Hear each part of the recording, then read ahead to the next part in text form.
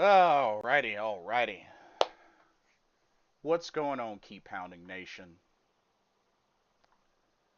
Here we are with another crucial Carolina Panthers Talk live stream. I'm here representing Blitzball Champ Gaming, and I am your host, Blitzball Champ Jason Ingram. It is Thursday night, December 18th, 2025.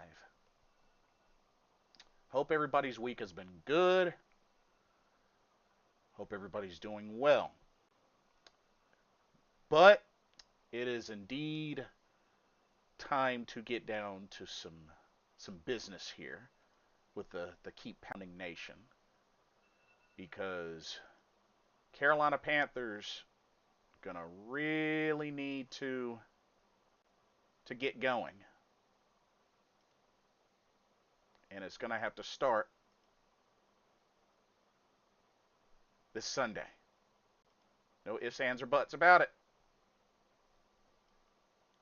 Got to get it done. Week 16, back at home at Bank of America Stadium. Carolina Panthers will host the Tampa Bay Buccaneers, as we have a continuous fight for division leader of the NFC South.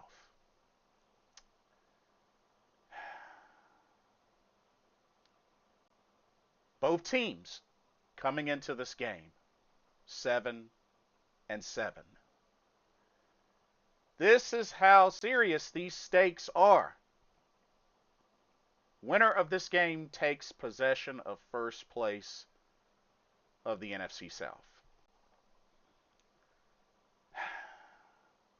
Carolina just recently got swept by the New Orleans Saints.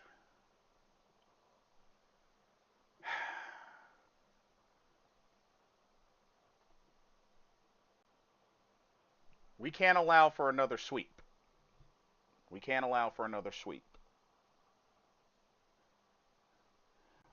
Keep Pounding USA says, what's up, Blitz? This is a must win. Agreed. And did you see where the NFL privately let them know that the Tet play should not have been overturned?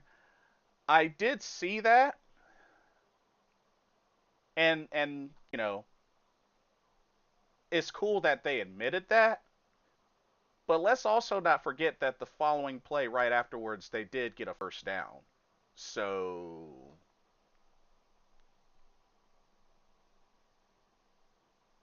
I mean, I don't know how to fully feel about them revealing that, because it's like the play after that, they got a first down. So it's like,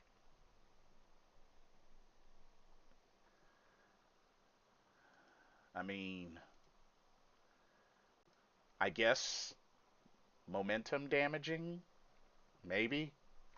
I don't know. But I was just thinking about it. It's just like, well, they did get a first down the next play, so I don't know. I have mixed feelings about it. I have mixed feelings about it.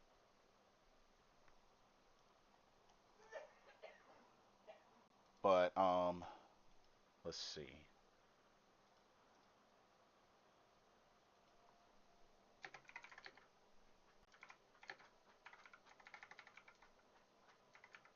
And yes, Tyler Show did admit to flopping, which honestly that just really added insult to injury. And it's kind of a jerk move, but at the end of the day, they're walking away with the sweep. And fact of the matter is, Carolina really, there was really no excuse overall. Carolina had 2 weeks. Carolina had 2 weeks to prepare for the Saints. So honestly, the showing that they had really shouldn't have been a thing, especially now considering half of the Saints' wins were against Carolina. So it sucks. It really sucks. Even with the shenanigans and the tons and tons of bad penalties and bad calls from the refs.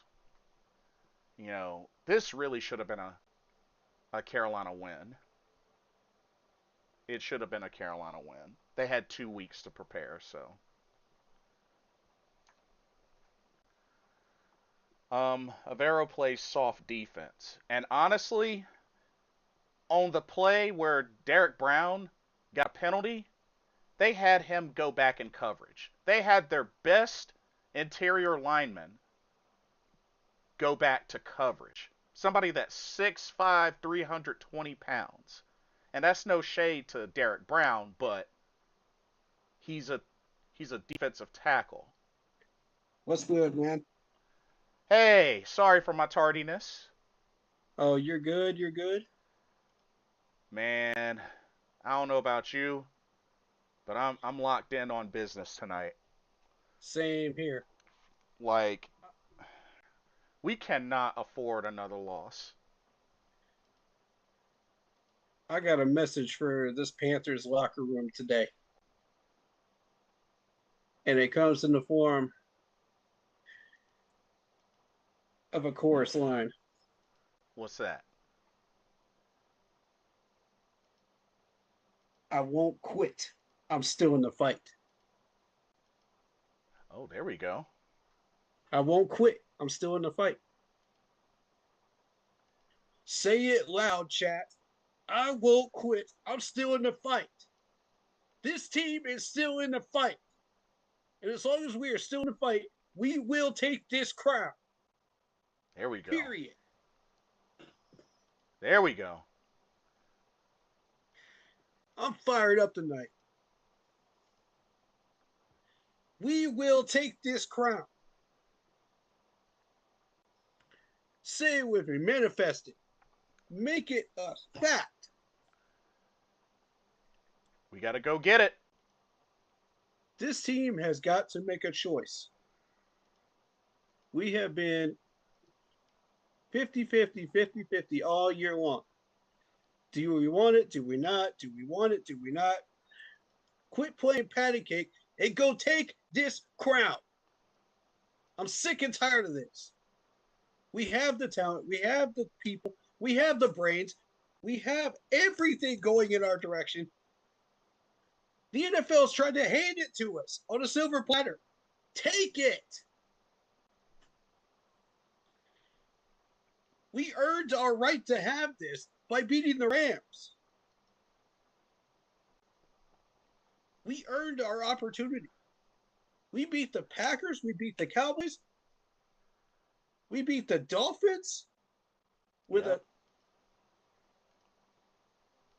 Keep going. We beat the Rams. We swept the Falcons twice. 2 times in 1 year. 2 times in 1 year. We've earned this opportunity. Nobody can say we didn't. Amen to Did that. these teams have injuries? Sure. Did we take advantage of them? Sure. Mm-hmm.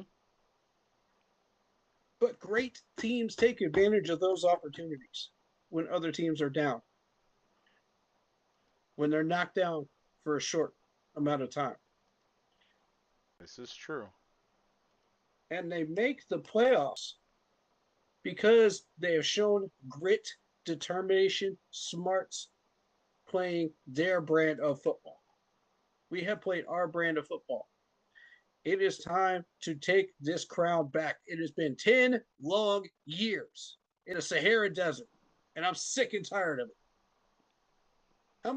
How many other people agree with that right now? How many people feeling that in the chat right now? 10 years. Waited long enough. As the famous Schaefer says in his music, I won't quit. I'm still in the fight.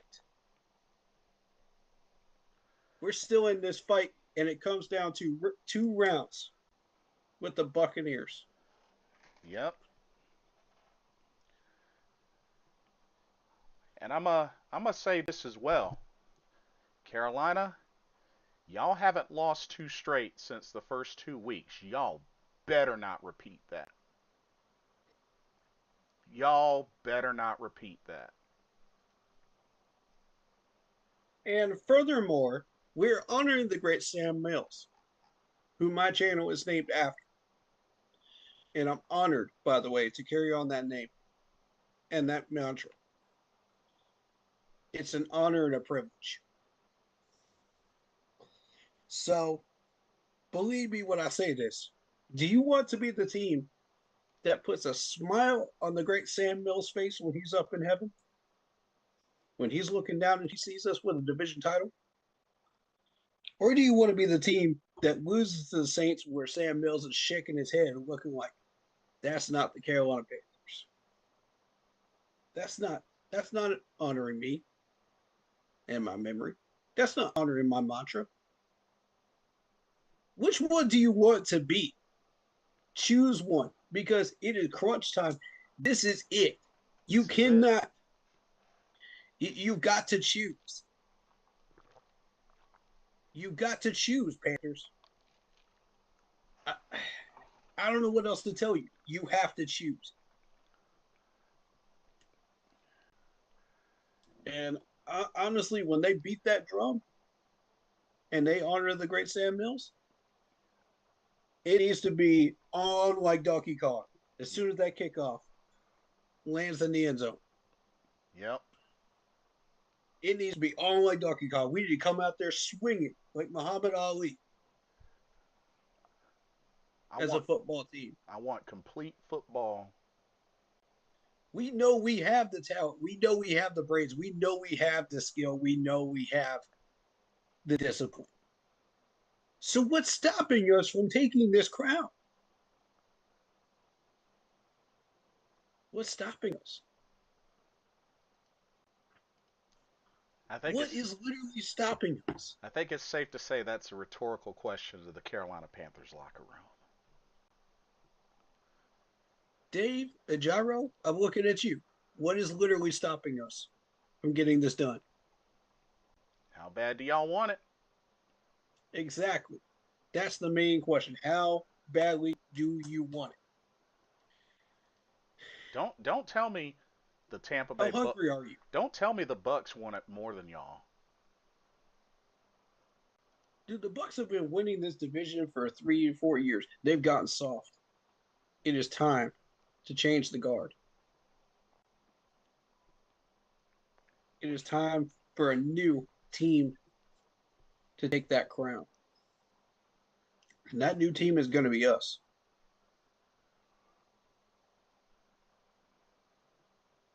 People can love us, hate us. I don't care. We're taking that crown. Let me get caught up in the chat right quick.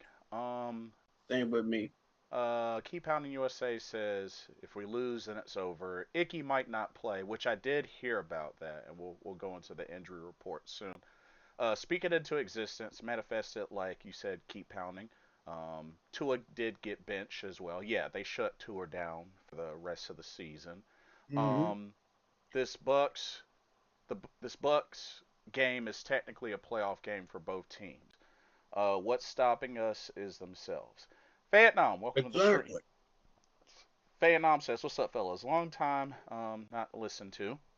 I just want to be fair and throw a hot take at y'all. Let's see what you got. The Panthers are not ready for any prime time or playoff games as this season has shown us. That's Now, BS, and I can prove it with the Rams game. oh well, I'll let you go first then. That's BS. I can prove it with the Rams game. I can prove it with the Dallas game. I can prove it with the Green Bay game. Yes, we have earned it. Give us a prime time. Go ahead. Um, Vietnam says they were predicted to win 5.5 games, not to win the division or to go to the playoffs. And that might be the case. That might definitely be the case. I don't And care what we were predicted as. and but Point my is, we're here. but my thing is, put it this way, Vietnam. You know, the chances the chances are there. They're running out, but that's why this is an opportunity that Carolina needs to take. This right here, this is it. This is it. They're not out of it, and some may question whether indeed they are ready or not. But here's the thing: this is it right here. We can't say that they haven't been given plenty of chances, and this team is capable. They just got to do it. They just got to execute. They're very capable. Let me say this: anybody can predict a record at the beginning of the year, and you can either fall short of it, or you can exceed the expectations, or you can be done on one of the three. But nobody could have predicted Dallas's defense was terrible. Nobody could have predicted Green Bay's defense would be terrible. Nobody could have predicted we would beat the Rams. Nobody could have predicted we would actually sweep the Falcons. You know, and these are opportunities for us to take this division crown. It doesn't matter what was predicted. It matters where we are now. This Uh, opportunity is here now. let's see. Phenom So says let's the. seize it. Oh, I'm sorry. Go ahead. Let's seize it. Phenom says Rams game was at 1 p.m., which is true. Every 4:25 game or primetime games were lost. Hey, what's up, Tom? Good to see you. Welcome to the stream. He says we're still missing a true pass rush and an off-ball linebacker that can cover tight ends in the middle of the field. We do still struggle in the pass rush, although it did Mm-hmm. do a little something something in the Saints game. I mean, they did pick up 5 sacks. Mm-hmm. Um, From Tom says, hell of a game so far tonight. Some great games this weekend. Go Panthers. It's in their heads. Vietnam says, we have overachieved most definitely, but still all of our deficiencies will be brought to light, which that is a fair point. Um, what was that comment about the linebackers again? so, need an off ball linebacker that can cover tight ends in the middle of the field. I agree with that. What was the whole comment? He said we're still missing a true pass rush and an off-ball linebacker that can cover tight ends in the middle of Gotcha. the field. Gotcha. Yes, I agree. Yeah, and Keep Pounding USA says I heard someone say on the radio that Dave Canales is not a good play caller. We could definitely get into that tonight as well. Oh, I got a whole rant on that one right there that I'm not even gonna get into. But you already Um, know how I feel about that if you've been watching my channel. yeah. Um, Tom says I love that take. Don't worry about the past or expectations. Worry about what currently reality is. Carolina is definitely live with their fate largely in their hands. That is true. Yeah. Um, Phanom says finally Corey agrees with me. We finally found something, man. Hey, Hey, that's there we what's up. go. I knew we'd Um, find something, man. but I will say that this is it. This is it right here. Like I need to see Carolina go into this game and play a complete game of football. Mm-hmm. Um, Van says Canales can call plays, but I think he gets too gun shy. I couldn't agree with you Yep, more. absolutely. You know what? He's triggering me right now. He's triggering me right now. Finish your comments and I'll get into it. Tom says, y'all on my Bears yet, or do they still need to do more to prove it? Once they beat the Packers this weekend, there's going to be some serious noise about them. Well, it's like Respect to the Bears. They've actually done enough to earn my respect, and I have to say I'm impressed. I only was not expecting them to do what they've done this year. only thing I'll say, I'll keep it very simple, cause I've been keeping an eye on them.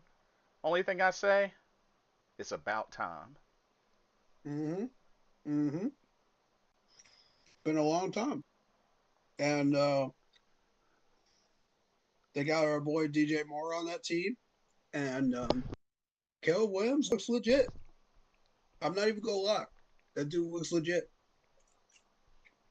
Yeah. Keep Pounding I'm happy USA. to use some crow on that. Keep Pounding USA says people say he's too gun shy, but then people wants him to run the ball. Which one is it? I mean, he's gotta learn how to go off momentum and what's working. You know, that's the thing with Canales. He's got to know how to continue a drive and go with what's working. And I really don't think he consistently does that. Um, Tom says it's excellent having meaningful football for your team in December, regardless of outcome. Hmm. Um, Vietnam says it's about time the Bears put all of our draft picks to use. We gave him a ton. He's not wrong. He's not wrong. Facts. Okay. I You like that you one. said you said you got comments as well. So Yes. Um, Let me go through my comments and I'll make my statements on Dave Canales and his play calling. I'll open that up. yeah. And it's gonna be a hot take, man. I'm telling you, I'm gonna come in hot. Mhm. All Oh right, yeah. so let's see where we start from.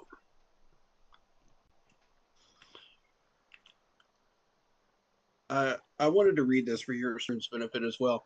It would Isaiah Isaac says it would add to the strange year for us to sweep the Buccaneers and Falcons and get swept by the Saints. I agree with that. Yeah. Yeah. Strange year. Very, Last very time we much. lost to the Saints, Bryce had his best game ever. Yeah, that's true too. Let's go. Keep pounding. David Screw says, I won't quit. I'm still in the fight. Yes, There, sir. there it is. Yes, sir. Manifest that because that's going to be our theme as we take on the Bucks right there. I'm gonna play it during the second game too. Watch this. We will take that crown. Yes, sir. I won't quit. I'm still in the fight. There we go. We beat the two top NFC teams. I'll be screaming lower level till I don't have a voice left. I'm bringing the noise on Sunday. Facts. I'll be joining you, David. I'll be joining you, sir, if you'll have me. Your boy T3 says, I do believe it. I do believe this team can do it. I feel that. There we go. Isaiah Isaac says, considering I was 14 last time the division was won, it's time to take it back. Holy cow, you were a teenager last time. See, that's how we know we need to get back on track Oh my because god. it's been too long. Oh my god. Shoot. Oof. Yeah, it's been Oof. too long. Oof. You sat there and watched a decade's worth of garbage football. Oh my god. Mm. I was 30, now I'm 40, David Screw says. There it is. There it is. No soft play calling this Sunday. We need to put this team away quickly. Agreed. Absolutely. I'm going to get into that in a second. Isaiah says defense was great against the Niners on Monday night. Offense crapped the bed. Yep, It's weird, isn't it? that's a Just fact. yeah. And I got one more. Let's see. That's what happens when you have a coach. Your QB looks at a lot better for the Bears. Mm, Oof. Dang. mm, Dang. mm. Ouch. Um. Oh, I Mr. just Malloy for that burn. I just got a few more. Tom says, "Haha, Jason, we talked about this. I understand that comment's about time fully. Yeah, yeah, yeah. We have been talking. Um, Keep Pounding USA says, do you think Rico is hurt? That's why he hasn't been the same. I feel like Chuba's showing more than Rico now. wouldn't say That's so. fair. I wouldn't. I don't know about that, but I just feel like it just goes to show that we need to keep both. Like, don't Mm-hmm. forget, Chuba can still do damage as well. Mm-hmm. That's why I feel like we need to keep both. Um, Agreed. Vietnam says, I want Canales to try to score 50 every game, either by throwing 50 times or running it 40 times. Just when it's 3rd and 8, don't throw it for 2 yards. I mean, come on, pass the sticks. Agreed. Um, Mm-hmm. he also says, I think Rico is having a hard time running behind our patchwork O line. They've been good, but for some reason we can't run against New Orleans or Tampa Bay. Well, hopefully But we Tampa. haven't played Tampa Bay yet. So how do we know we can't run against them this year? Which I mean that's a fair point, I get what he's saying though. Yeah. Tom says, fun DJ Moore stat. Y'all drafted him in 2018. He hasn't had a winning season until this year since high school. All losing seasons in Carolina and 2 losing seasons in Chicago before this year. Wow. And that's proof that DJ is DJ. I mean, no matter where he goes, he's going to show off. He's going to be DJ, you know? Oh, okay. Vietnam was speaking from last year when Rico Mm. played Tampa Bay as a Cowboy. Well, that was last year. This is this year. Um, let's see. Okay. Injury report. Mm. I'm. Hmm. Asking Corey and Jason, how pumped up are you guys for this game on Sunday? I mean, I think I answered that question already. I mean, I'm ready to see this team stand on business, and that's what I'm looking forward to. I'm gonna be locked in on that. Nothing less than that. So I'm expecting, honestly, I'm expecting for the Carolina Panthers to play like they're angry and like they want to seal the deal But easily. we got to play disciplined. And We can that's a, be angry, but we got to play disciplined. yeah, exactly. We can't let that emotion get too out of control. We've Uh, done that before, and we ended up with a bunch of penalties and Fan Nom just posted a good point. Why aren't we sending Jimmy Horn Jr. on any deep routes? because he's not a deep route guy. He's a short route guy. He's a burst wide receiver. I guess why not take a shot? I mean, with him being a speedster. You could try it. I don't see it though. You don't see it? Hmm. He's more of a slot guy and more of a speed burst. You know, he kind of reminds me of CJ Spiller in the way that you get him the ball, he's going to catch it, Uh huh. but Huh. it's the acceleration burst. That's what he's good at, you know, and he can accelerate and get those extra yards. But if he gets slowed down, he's going to get stopped. If faces a double team and he gets slowed down, that's it. He doesn't have that big frame that all these other wide receivers do, size and frame. Let's see. So that's why he's got to work that much harder in the gym, to build up those muscles and just get on the field and handle his business. Well, 5'8", 174 pounds. Yeah, Yeah. see, he's smaller than your typical wide Dang. receiver. He's smaller than what Steve Smith was. Exactly my point. Dang, I didn't know That's he was why he's that being used small. as a slot. Dang, I didn't know he was that small. I mean, Mm-hmm. I know Steve Smith was a small guy, but Steve Smith was at least what? 180, 190?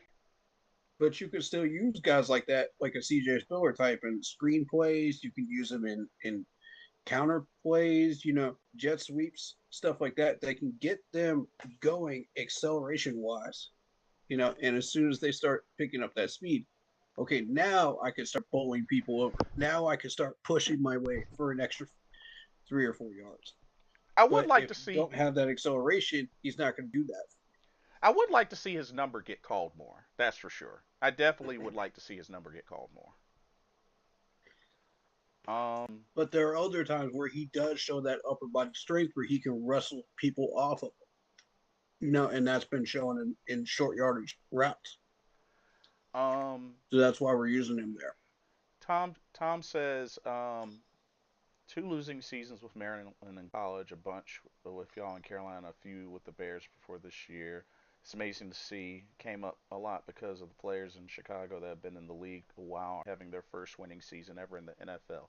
Yeah, that's really good for them. I'm Um, excited for the fans in Chicago. They finally got something to cheer for. so it looks like Keep Pounding USA and Vietnam are all aboard the.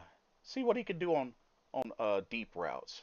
He's speedy and electric. Why not use him on deep routes? We haven't even tried to throw him on You could try it. short routes. And Vietnam's like, I'm telling you right now, he's gonna be a star. I hope he does become a star. I would love Yeah. that. And Steve Smith was bulky though, and that's the thing. Like Mm-hmm. he was very bulky. Even though he was 5'9", he definitely um Oh, Phantom says no. Let him demand a double team vertically, and that will open up things underneath where Bryce wants to throw it most of the time. Oh, like a gadget guy. But will they double team Horn though? See, that's the thing. They don't see him as that threat like a Tedero McMillan or a XL type of wide receiver. So they're not going to double team.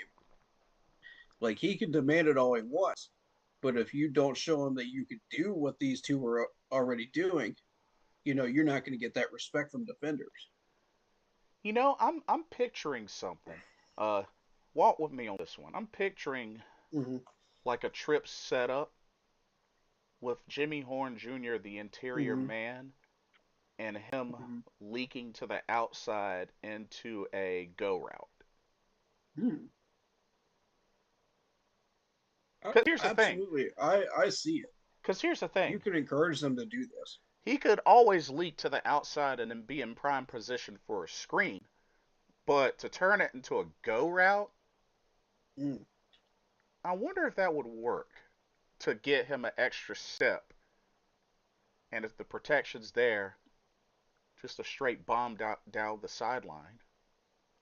I mean, yeah, I always encourage these players to take that next step forward, and try to become one of those players, even if they don't have the size and frame, because Steve Smith wasn't originally one of those players, but he took that next step and he said, okay, I'm going to beat you in multiple ways, and I'm going to force my way down the field, Yeah. whether you like it or not.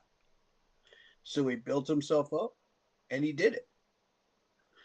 So, I always encourage players, no matter how small or non-framed you are, you have the opportunity to push yourself, in the weight room, get yourself ready, and then go out there and show people, okay, yes, I am not just a one trick pony. I can do this too. Yeah. I can also do this. You know, Because have multiple uses. cause my whole thing, Jimmy Horn definitely has the speed and whatnot. The main thing I'm a little kind of hesitant about is just his weight. Mm-hmm. That's the only thing. Exactly. Because 174 is kind of small in the NFL for a wide receiver. And that's exactly why he's not able to push past these double teams and these stronger guys when you're one on one. So what I would encourage him to do is hit the weight room and try to bulk up and beat these guys. Become that next level wide receiver. Break through your glass ceiling. Interesting. The all-time smallest wide receiver to ever play in the NFL was a guy named Trendon Holiday. Hmm. He was he was 5'5", 166 pounds.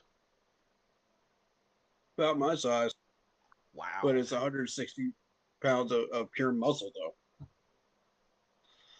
I've got a gut. And he was actually But drafted. He was drafted you six. know, I mean, He was actually drafted 6th round of 2010 draft by the Texans. Mm, Oh, hold up. He was actually the punt return yards leader of 2012. was he? Hmm. Yeah. Huh. Wait a minute. Why have we not put Jimmy Horn Jr. on return? We have. Oh, we have. He's a third stringer on returns. I would consider bumping him up, giving him a That's what shot. I was thinking. Hmm. It's not that I don't like having Trevor Etienne back there. Right. It's the fact that we have to do something with Trevor Etienne, so let's put him back there because he's otherwise we can't keep him on our 53. Uh huh. That's what's going on with that. So that's why he's getting the bump instead of Jimmy Horn, who should be getting that spot, in my opinion, and actually doing something with it. But see, also Trevor has bigger frame and is strong, so he'll get those extra yards that Horn won't. Right. And apparently he was named All American, um, first team All American Athletic Conference (AAC) as a kick returner in college. So, yo, Carolina special teams. Why not give Jimmy Horn Jr. a shot? Maybe bump him up the depth chart. Let him return a few. But I digress. Like I said, I'm okay with where it is right now. I would like to see his number called more, just overall. I agree with that. We're in a playoff push. We need to use everybody. Right. So I do agree with that. But it's how are you using them? That's really the thing. So we got some very interesting names for this injury report, especially for the Tampa Bay I'll let Buccaneers. you go through the injury report, and then I'm going to talk about Dave Canales because I think that's what everybody's waiting on. Yeah. So for Tampa Bay, um, Mike Evans is questionable. He was a non-participant today. Um, Levante David was questionable. He was limited today. Those are the main two names. Hmm. Um, they got a bunch of names on injured reserve. Nobody well known though. But if Mike Evans plays, watch out. That's whew. Not only that, I do not want If he plays, I want J.C. Horn on him I don't want Mike Jack. constantly. I don't want Mike Jack anywhere near Mike Evans if he plays. Agreed. Or Nick Scott. Right. I'm gonna tell you right now, Ajaro, if you have Mike Jackson as the main covering Mike Evans, you need to go. You need to go. Agreed. You need to go. You need to go. You're immediately on my hot seat if that's what you're doing. Um. So Tedero McMillan was limited participant. Um. Ooh, Chris Godwin did not practice on Thursday. Oh, dang! I missed that one. Tyke Smith, full practice. He'll be playing.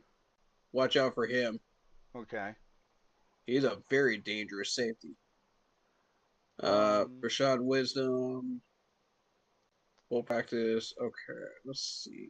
Cade Otten, tight end. Let's see. I don't know who Dennis is. Never heard of him Me or neither. Wisdom. JC I know had a who Cade Otten is. JC had a rest day. Mm-hmm. Um. Let's see. So, Wharton did not practice. Icky did not practice. ooh. Well. Um, Um. so Let me check our depth chart. Let me see who we have backing him up before everybody panics. Let's just see what's going on here. We don't have a name listed.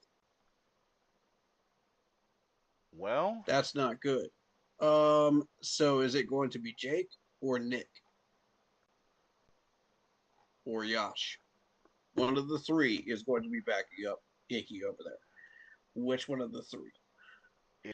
My bet is on Yash. that's what I'm thinking. It probably is going to be Yash. Yeah. He's the only one that really plays full time tackle. Yeah, and But can he play left tackle? he did have a strong game against the Cowboys. That was a game that he broke out. I was impressed with that. Um, So, oh, they said Yash. Jeff Jeff just said in chat. So oh, it is Yash. Okay, yeah, I figured as much. fair enough. Tom said Stafford is insane. He just made an insane throw. No hate that Drake made, but Stafford is the truth this season. Oh, he'll be in the MVP voting, that's for sure.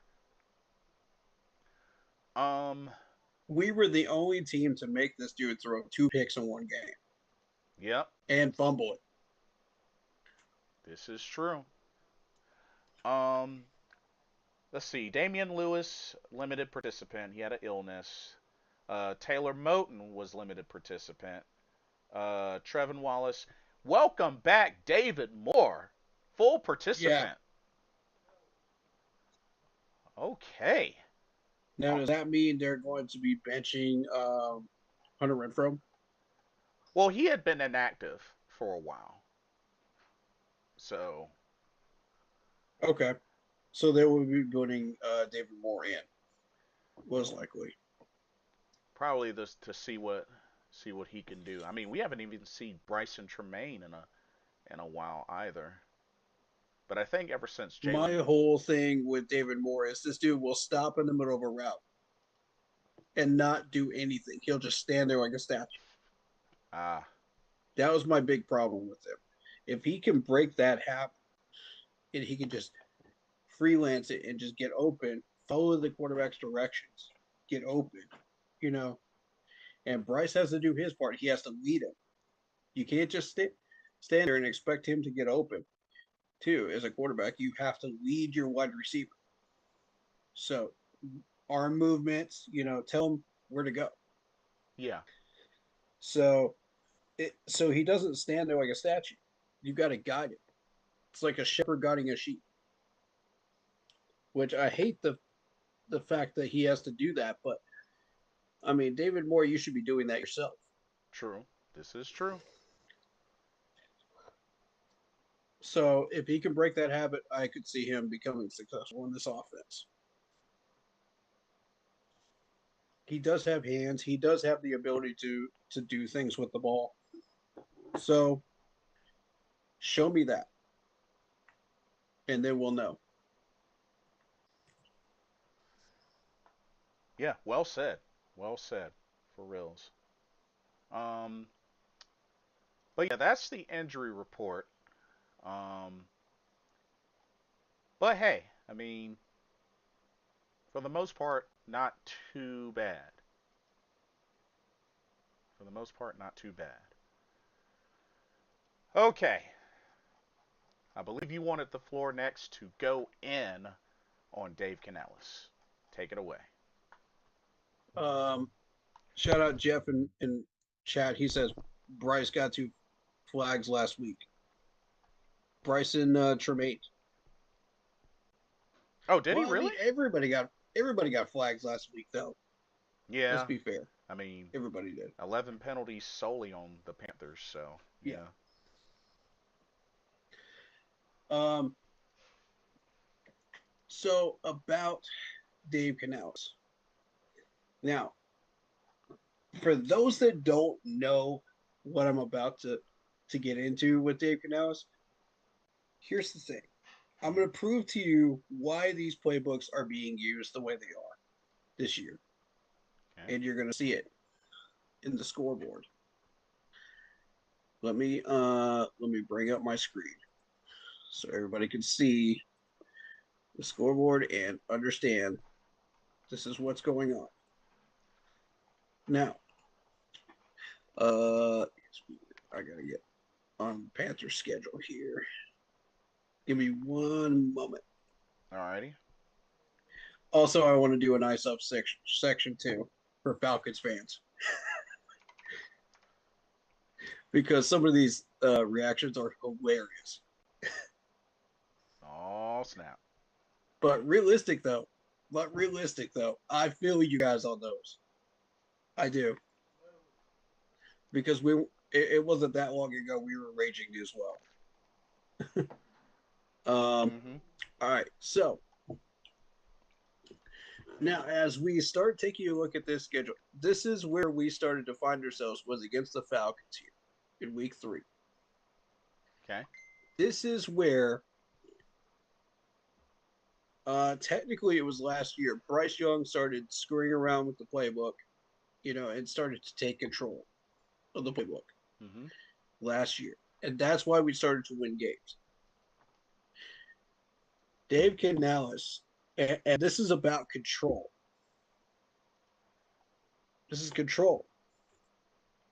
And it's his ego. His ego will not allow him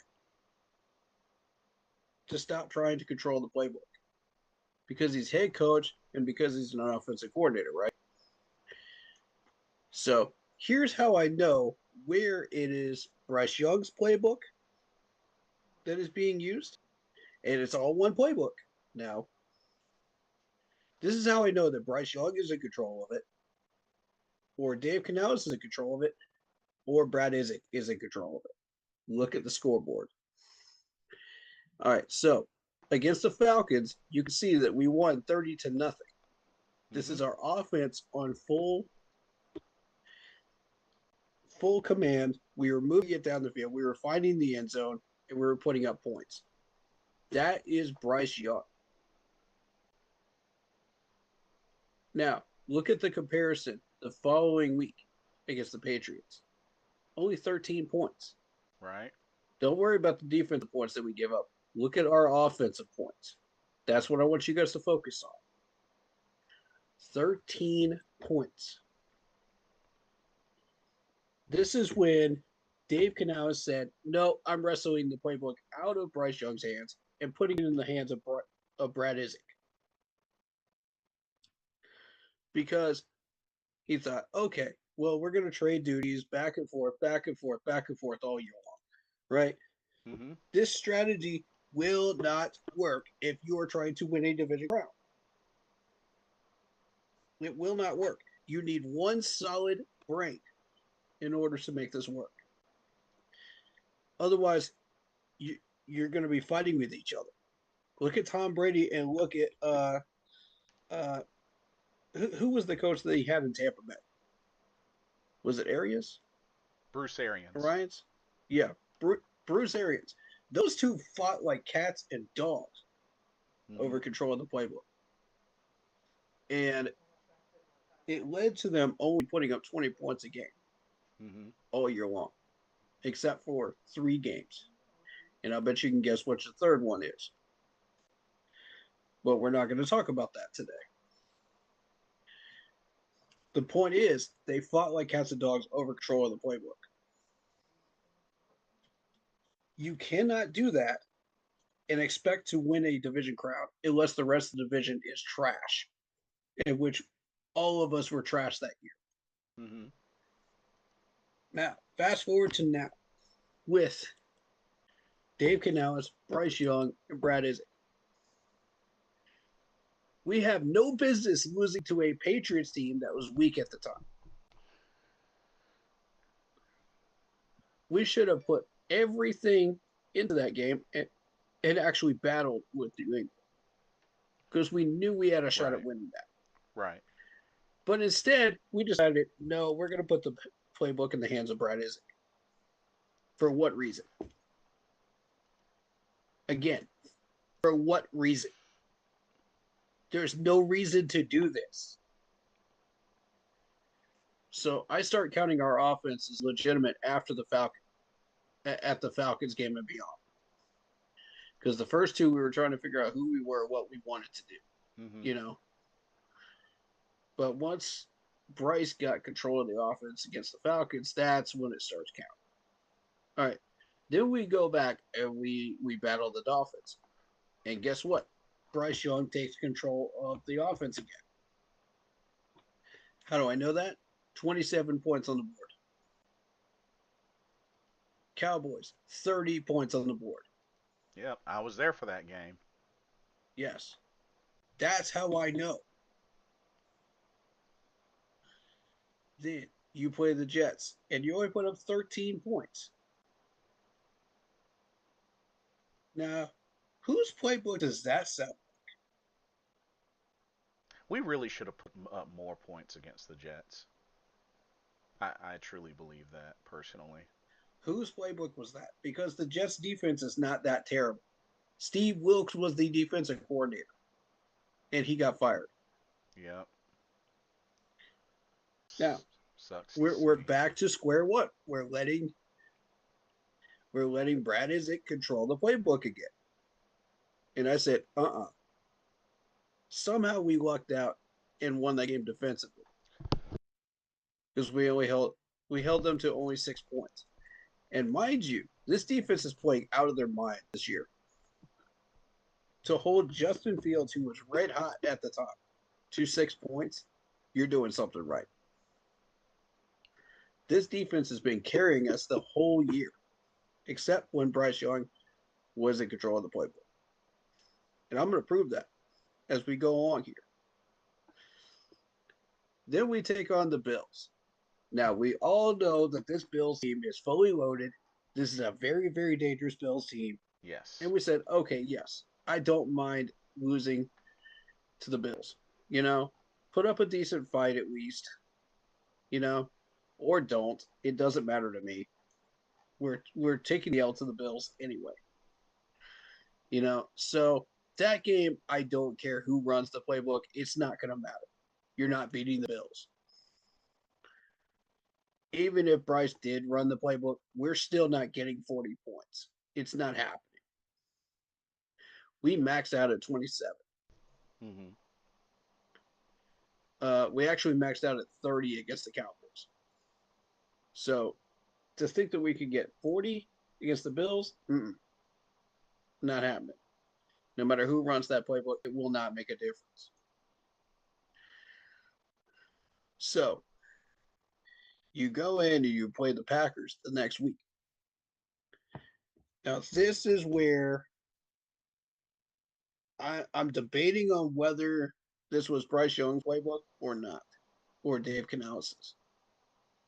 Because Dave Canales tried to wrestle that out of his hands. And Bryce Young said, But facing up against a Green Bay defense that is very, very staunch Yeah. Oh yeah. on the D line. But the secondary, complete dog water. Yep. Complete dog water. And we took full advantage of that in the wide receiver call. You could see it in that game stat. That's why I'm saying I'm not sure who was fully in control of that offense at the time. Because we could not find the end zone. Because they have a very, very good red zone defense. They made us punt a lot too. So it was really a field position battle in that game, more so than it was about moving the ball down the field and getting the points. It was a field goal game, really. So let's just call that one what it was. My theory is that it was a it was half and half Bryce and Dave Canales Hmm. running that playbook at the time. And let me go into the box score here to prove this to you. Because look at our wide receiver core 11 catches, 102 yards, 19 targets. Uh-huh. Now, normally when this is run by a Dave Canales type offense, you'll start to see that number of catches drop versus the number of targets. And when Brad Isaac is running it, it is a terrible ratio. So, absolutely atrocious ratio. So, in the case of Green Bay, it was 11 for 16, which is fine. So, let me show you this Patriots one. Mm-hmm. Because this Patriots one, this is where Brad Isaac took over. This is the night and day difference I'm talking about. Well, actually, we got lucky in that one. We got like 22 cat. Hold up. Here it is. 23 catches for 32. See the drop off? Yes. That's what I'm talking about. Never mind the yardage. Pay attention to the receptions and the targets. That's what I'm trying to convey to people. And people aren't going to notice it right away until you start digging into the stats. And you'll notice it on the scoreboard as well. You'll see big numbers still, like you do every other game in yardage. But where are the touchdowns? Where is the finishing move? You know what I mean? Right. So let's continue on here with the Saints game, the first Saints game. This is Brad Isaac taking over this playbook again. Dave Canales wrestled it out of the hands of Bryce and said, nah, Brad Isaac is calling this one. 17 for 23 in catches against the New Orleans Saints. Pathetic. Oof. Pathetic. Against the Saints, that 124 in yardage should be a lot higher. We should be hitting 200 at least, bare minimum. And 0 touchdowns? 0 0. in the wide receiver column against the Saints. 0. That's how I know it's Brad. Because nobody runs the most basic plays, bare bones plays that a 10-year-old could figure out on Madden playing the first time, except for Brad Isaac. Oof. So then we come back. Bryce Young gets control of the playbook again. And he says, all right, it's time to win again. Here's 30 points on the board. Proof on the scoreboard. Proof that Bryce Young was running this offense. You can't make this up, folks. Against the Falcons in the dome. Can't make it up. This is the one where Bryce got 448 passing yards, 31 for 44 in targets and catches. And guess what? We got touchdowns out of it. We got 3. From guess who? McMillan, Xavier Legette, and of course, your favorite. So, now, coming out of the Falcons game, what do we do then? We play the Niners. Dave Canales says, my ego is bigger than my willingness to win. I'm taking this playbook back. 9 points. 9 points Oof. against the Niners. Defense did their job. They held them to 20, Yep. but we had 9 points. Defense was getting takeaways too. Look at this again. 18 catches for 27 targets. This is how I know it is not Bryce Young. That is the problem here. This is a pattern.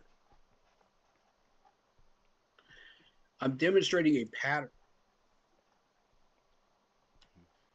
And it's a very bad one. So then we take on the Rams. Guess who is running the offense again? Bryce Young. Because guess what? We got 31 points against the Rams. That was a solid game.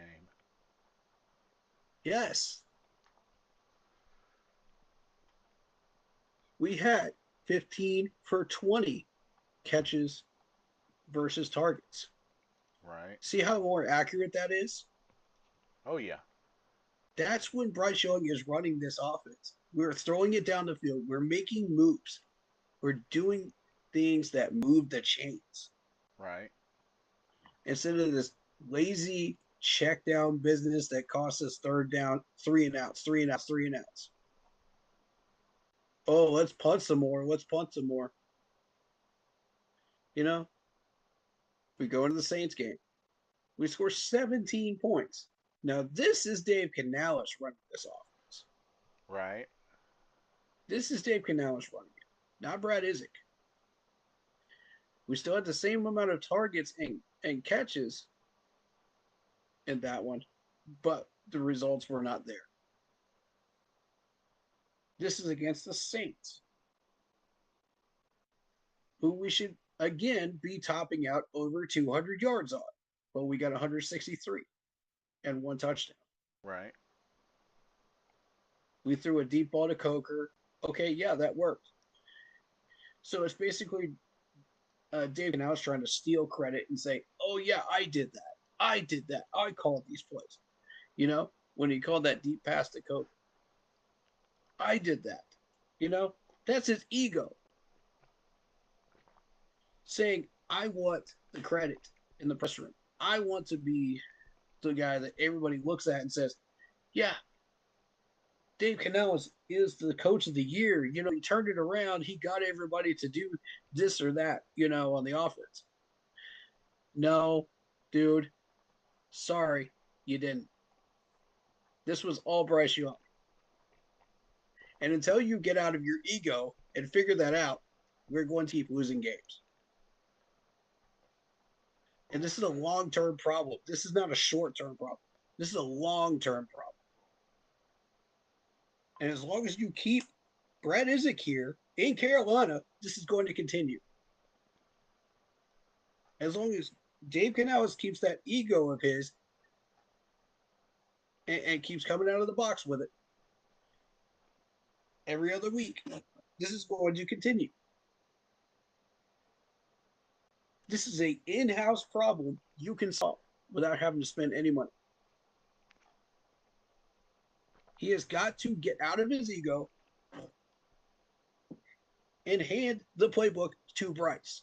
100% of it. 100% of control. I know it's scary, Dave. I know it's terrifying. Mm-hmm. But your quarterback needs to take full command of this. Because when he does, we win.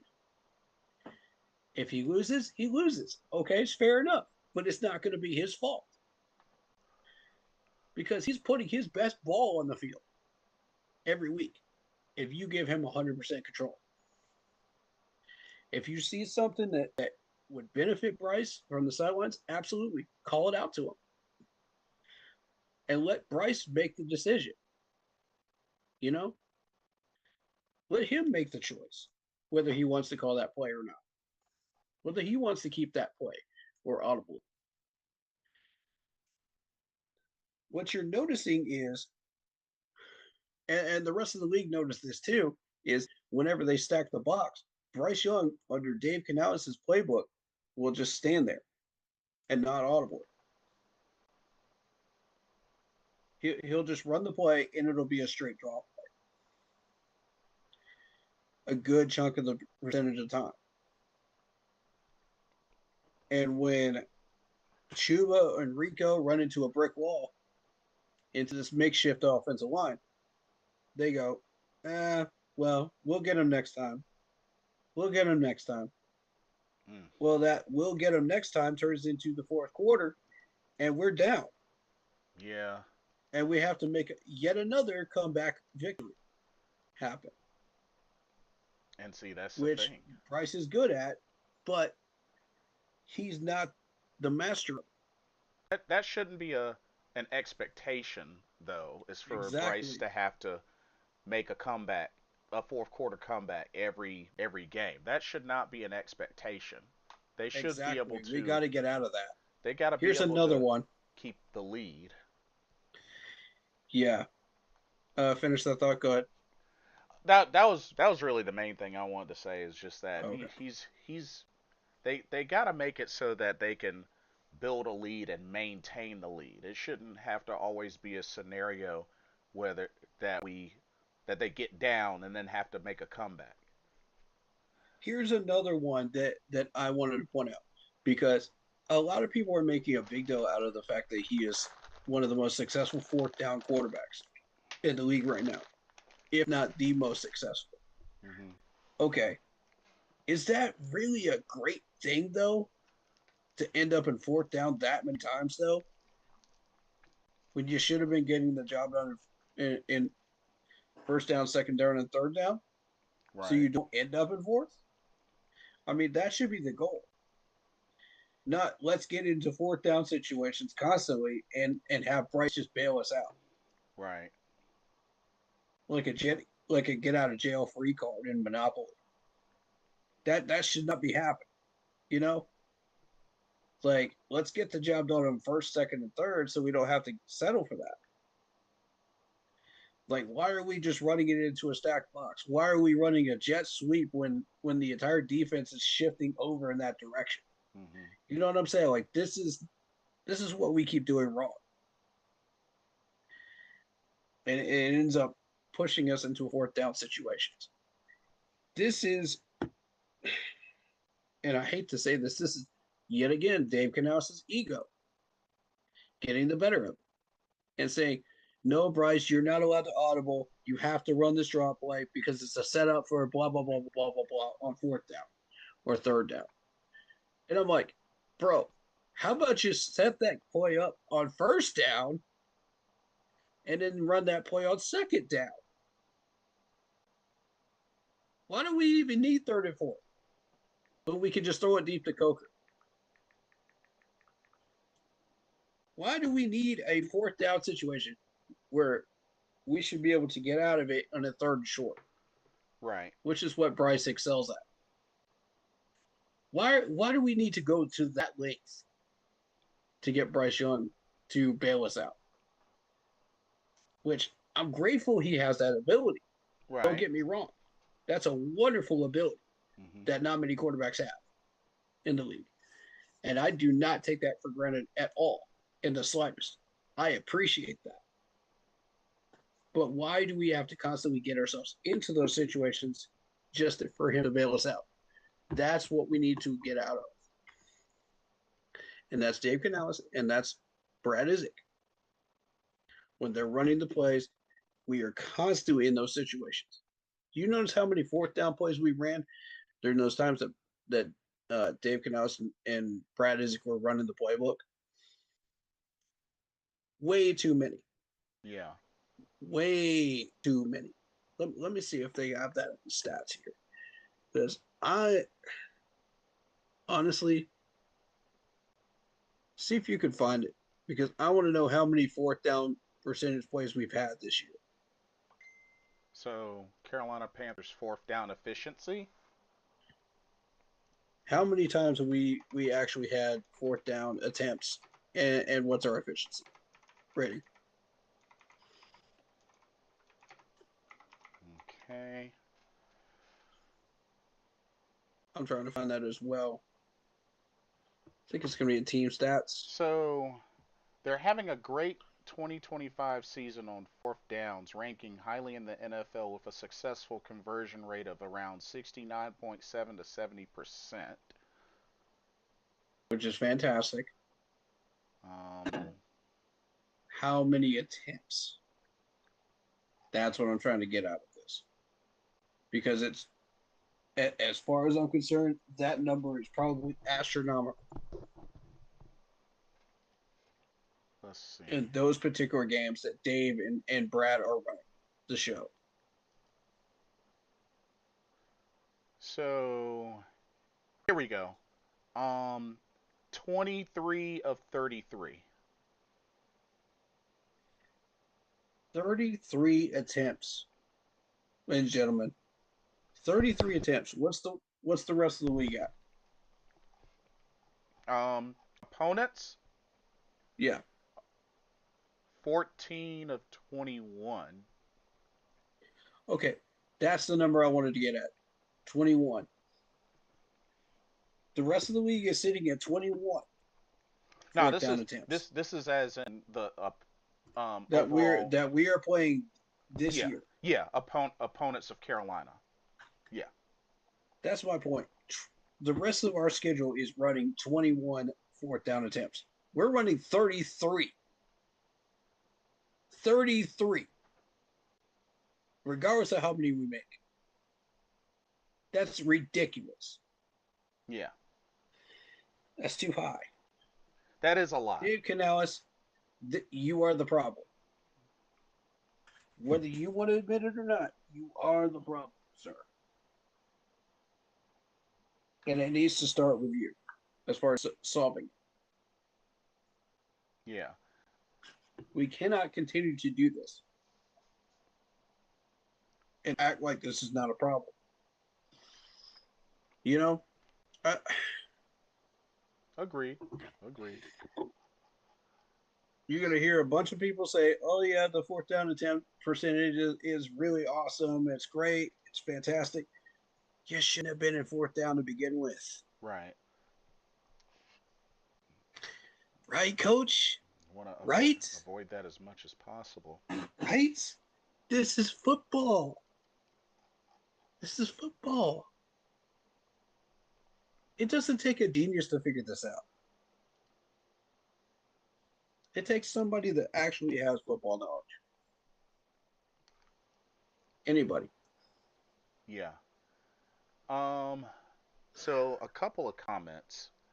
Um. Keep Pounding USA says, "What do you think the keys to victory are?" I mean, Let there's. Bryce have the playbook. I Number mean, one. yeah, that's Number one. two, don't beat yourselves with stupid penalties. Yeah, Number discipline. three, field position. Field position and field position because Tampa Bay thrives off of field position. Don't play so much zone. Yep, that's number four. Watch the clock. That's number five. And Avero, don't you dare put Mike Jack on Mike Evans if he plays. Yeah, that's number six. Watch out for Mike Evans and Chris Godwin. Those two in particular are scary when put together. Um, Keep Pounding USA says he even said I tried to take it away from you a few times. Oh, the play calling, right? Yes, yes. I was gonna get to that too. Yeah, Vietnam says that was his superpower, his decision making and accuracy. Control like Peyton Manning, Drew Brees, Tom Brady, the GOAT had over the offense. yeah. I mean, when you're talking about Tom Brady and Bruce and that chemistry or lack of chemistry, Hmm. you're talking about Tom Brady here. Why would you try to wrestle the playbook out of Tom Brady's hands? Right. Like, you have to be football intelligently dumb to try to do that. Right.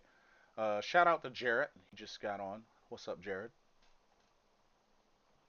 Anybody that tries to wrestle the playbook out of Tom Brady's hands, if you're a head coach, is dumb. Yeah. It's like trying to take the playbook out of somebody that you think doesn't know ball but knows tons more ball. So, And I don't think that's the case here with Dave Canales and Bryce, but right. it could be. I hope not. I think it's more Dave Canales' uh, ego getting in the way here, Mm-hmm. you know, because we've seen the differences. It's night and day between these two, Mm-hmm. whoever controls the playbook at any one time. I've shown you what it looks like when Brad is controlling the playbook. I've shown you what it looks like when Dave is controlling the playbook, which is 50% Right. of the playbook, as opposed to Brad is at 25%. And then Bryce Young fully opens it up 100%. You get 27 points, you get 30 points, Right. And this is without, fully upgrading all of our weapons yet, which we'll be doing in this offseason. Yeah, that's priority. We'll probably be getting 37 or 40 by the end of that. Once we upgrade our tight ends, once we add a wide receiver, you know, once we get our offensive line beefed up, yeah, I could see 37 or 40, against teams like this. Yeah. So it's not like we don't have the firepower. We do. The problem is who is controlling the playbook. And the playbook itself is not the problem. We've seen that as well. Otherwise, how will we get 27 points? How will we get 30 against the Cowboys? How will we get 30 against the Falcons? You know what I'm saying? Mm-hmm. Like, the playbook is not the problem. Um, It has to be the person running it. Vietnam says if Bryce is our franchise quarterback, then Canales needs to let him be the head coach on the field and access to all the playbook along with all audibles. Yeah. And I mean, that's what they did with Peyton Manning. Yep. And the Colts were very, very smart to do that because Peyton Manning already knew what he wanted. He walked into that office on that Monday morning and he said, here's my playbook. Here's what I want to do. Let's try to run it. Let's see what happens. And it's got to be better than what we're running right now because the first year of Peyton Manning was atrocious. And it wasn't even his fault. He didn't have the offensive line. He didn't have a lot of the things that he had then. Now, who does that sound like to you? Bryce Young, right? Yeah. Bryce Young, year one, under Canales, did not have the fully decked out offensive line. So he struggled until the second half of the year. Yeah. Start of this year, it took half the time to figure out what we were doing offensively. It took us 2 games, 2 losses until we finally found our identity. Next year, it's going to take 1. And then we'll be jumping into it, week 2 or 3. Yeah. Jarrett says, I think the keys to victory are simple. Get Rico and Chuba involved so Bryce can take advantage on some one-on-one matchups and continue to be opportunistic on defense, force some turnovers. Yeah. And I mean, Bryce knows what he's doing. He's throwing deep balls to Coker. He's throwing deep balls to Tat. And these are perfectly placed balls. So Bryce Young is not the problem either. We've seen that clearly. Keep pounding US. So Keep pounding USA says, how do we know that Dave isn't doing that? Wait, doing what? how do we know that Dave isn't doing what exactly? Controlling the playbook? I think that's what he's asking. Maybe. Because when you see Dave Canales control the playbook versus Bryce Young, you're seeing half the playbook being used. Notice that when Bryce is running these plays, he'll be running all kinds of different routes with these wide receivers, getting them open, versus Dave Canales, who will be doing with simple checkdowns, simple stuff, 2-yard routes, stuff like that really just doesn't get it done. He's too soft with his playbook. Yes, you'll see an occasional deep ball. You'll see something that worked with Bryce Young being integrated into his play calling. But typically, it's way too seldom. Oh, okay. He was talking about how do we know Dave isn't giving Bryce the Mm-hmm. playbook. Okay. Yeah. Vietnam says, I think the only key to victory is winning the trenches. We were bullied by the Saints in the run game. The winner of this game will control both lines of scrimmage. Hey, that's a good point. And yes, that's the other part of it.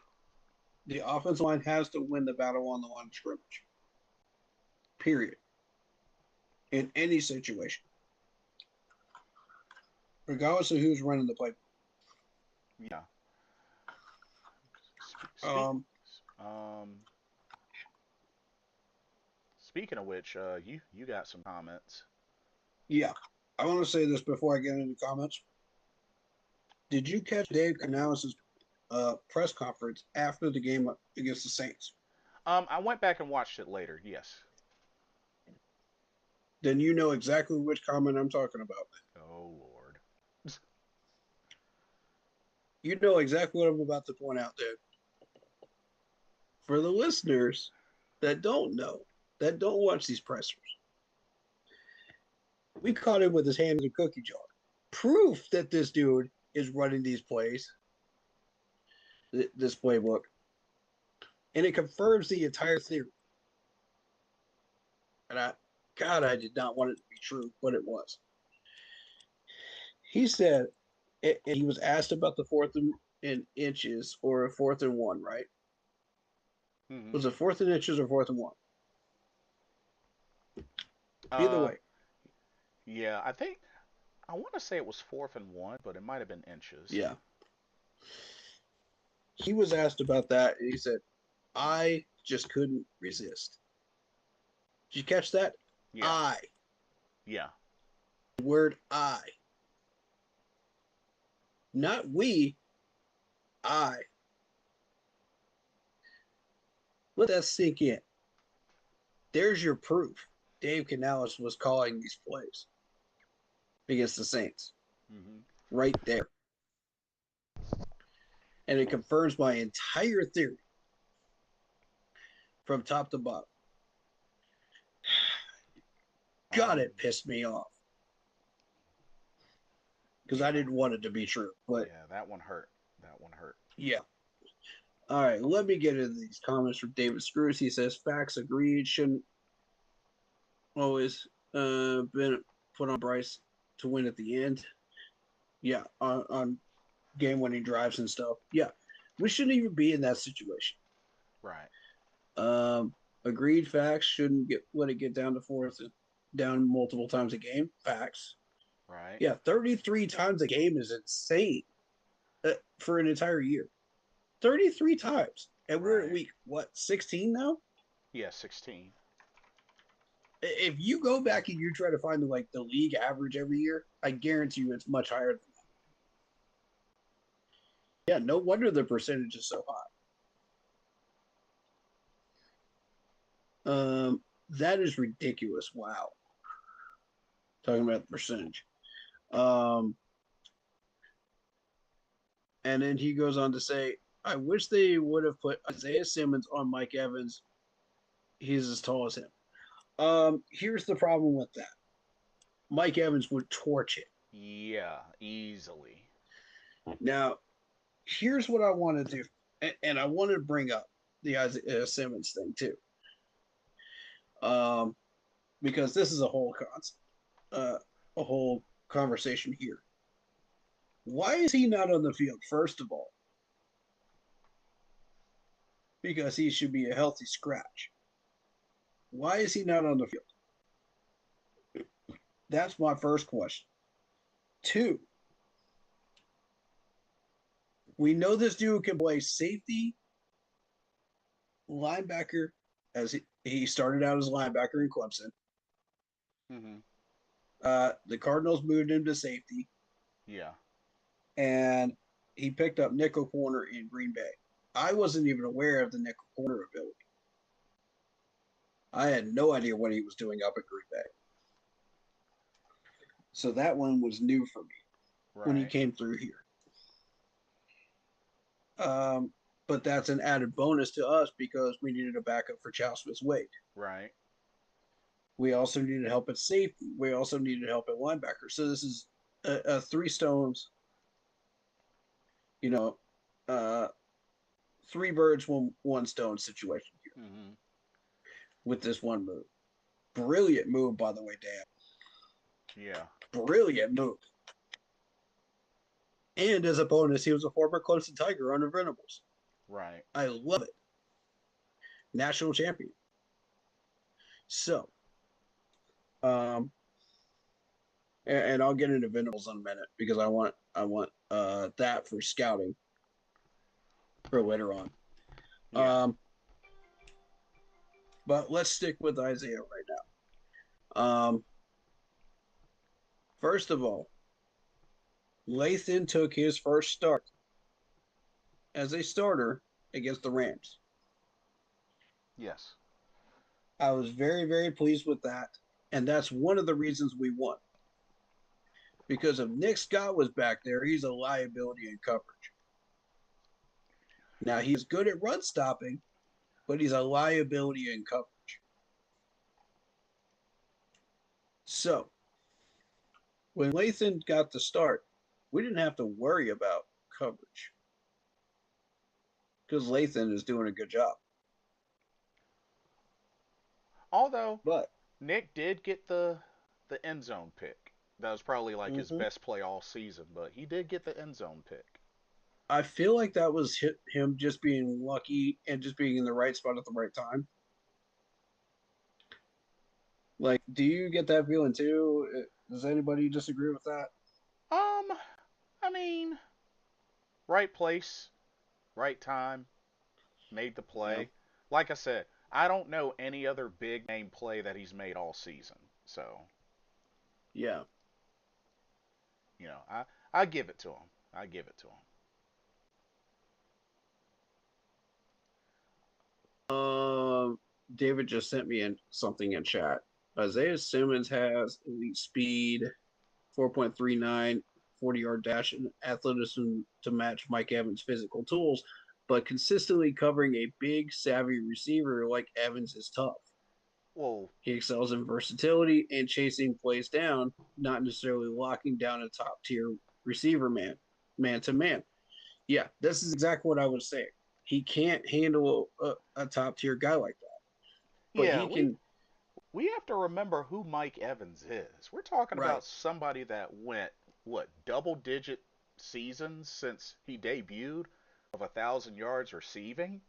Yeah, if we're gonna put anybody on him, it needs to be Eh, somebody that can like match that intensity and you know yeah. be close to his level. And I'm sorry, It but Isaiah Simmons is not who I had in mind.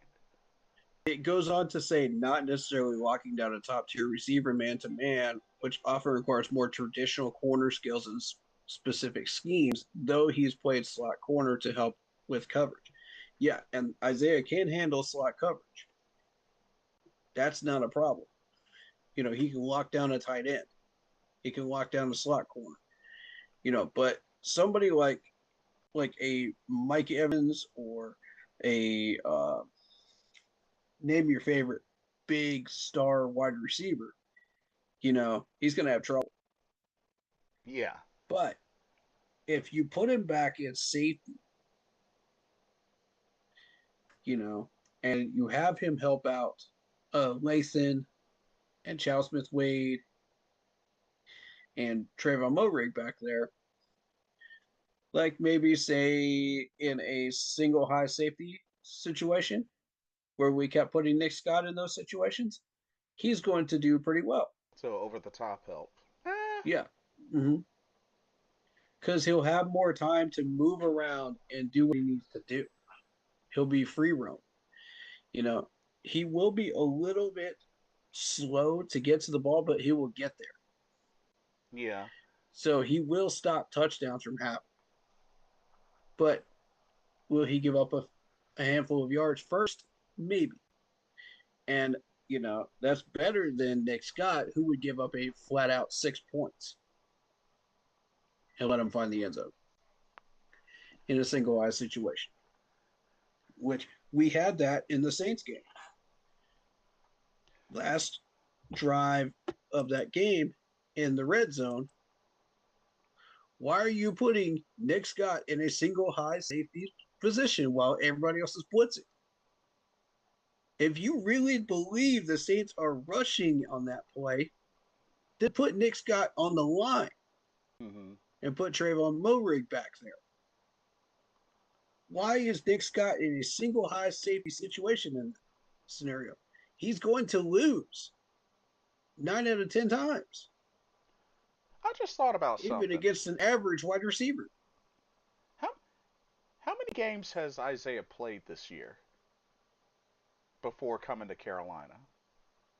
I'm not sure, to be honest. Because I'm gonna tell you right now, If he didn't play a single snap before he came to Carolina, I would not dare try to put him up against Mike Evans. Mm-mm, Like mm-mm, speed, height is one thing, mm-mm, but it's Mike Evans. It's Mike mm-mm. Evans. It's Mike Evans. That's like putting him against C.D. Lamb or DeAndre Hopkins or Yeah, somebody like that. You no, he's going to lose. especially if he hadn't played much this season. No, He that's he was primarily a linebacker coming out of college. A linebacker. Now he's dropped a little bit of weight and he's turned into a nickel corner and a safety, but does that necessarily make him faster? No. if he had gotten his feet wet throughout the season, okay, I would entertain it. But Right. I'm Mm-hmm. looking up stats and I don't see any. If he had gotten a little bit faster after dropping that weight, I would consider it. But no, because He's I know who this dude is. You know, I've watched him all the way through Clemson. I know how he operates. so far this year he's only played 2 games with Carolina. But did So he start? no, because he was special teams. Exactly my point. Yeah. So no, no. Why is Nick Scott still in there in coverage situations? And Gyro, this is pissing me off, dog. Do something about it. Let me take a look at something. You're costing us points every time you put Nick Scott in a coverage situation. You realize this, right? Like seriously, every single offensive coordinator in our schedule has figured this out by now and has taken full advantage of it at least once per Yeah. game. And you haven't figured this out yet. The gyro. Up and up and up, up and up and up, up and up and up in press conferences. Yeah. Come on, man. When it comes to him, like I said, I I don't understand it. I was really bothered when I learned about the penalty Derek Brown had in that Saints game was during a play that he was schemed to go back into coverage.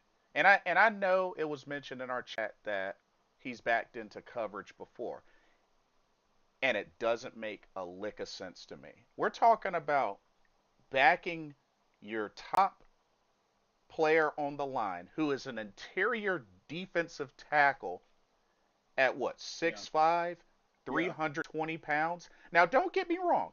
I'm not saying that Derek Brown isn't athletic. He has chased down a quarterback before or a player on right. the run. That's happened. That's obvious. Mm-hmm. Mm-hmm. But you're going to have somebody that's your best interior D lineman who is known more so for his run stopping, and you're pulling him into coverage out of the 3-4 when you already don't have a strong pass rush and they're not exactly takeaway heavy as well. Makes no sense. Right. You do not put a defensive tackle back into coverage. I could understand if it was like an edge, like Julius Peppers.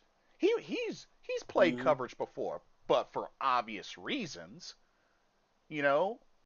But but Mm-hmm. but Derek Brown? What Ajaro, what are you doing, dude? Like, no. No. Like, what? He he has no and this is no shade to Derek Brown. I like Derek Brown. He's been getting better every season.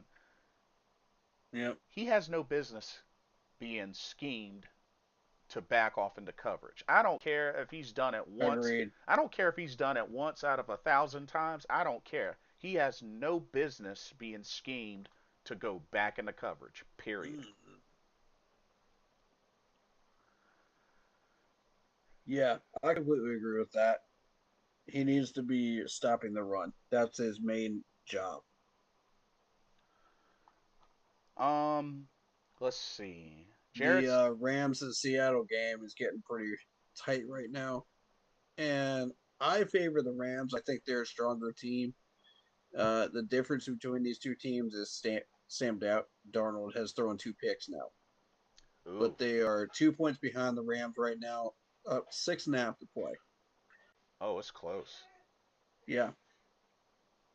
Um, let's see. Jared says, I do worry about zone coverage when our pass rush isn't great. Can't give Baker time. Yes. You got that right. Yes. And that's the main weakness that we kept complaining about uh, the gyro kept doing Yeah. is, oh yeah, once we have a lead, oh yeah, here comes zone defense. Yeah. We had a 7 point lead. With what 5 minutes to go? Why are we running zone defense the Not entire drive? not to mention we get a sack. It's 3rd and 13, and they're playing prevent.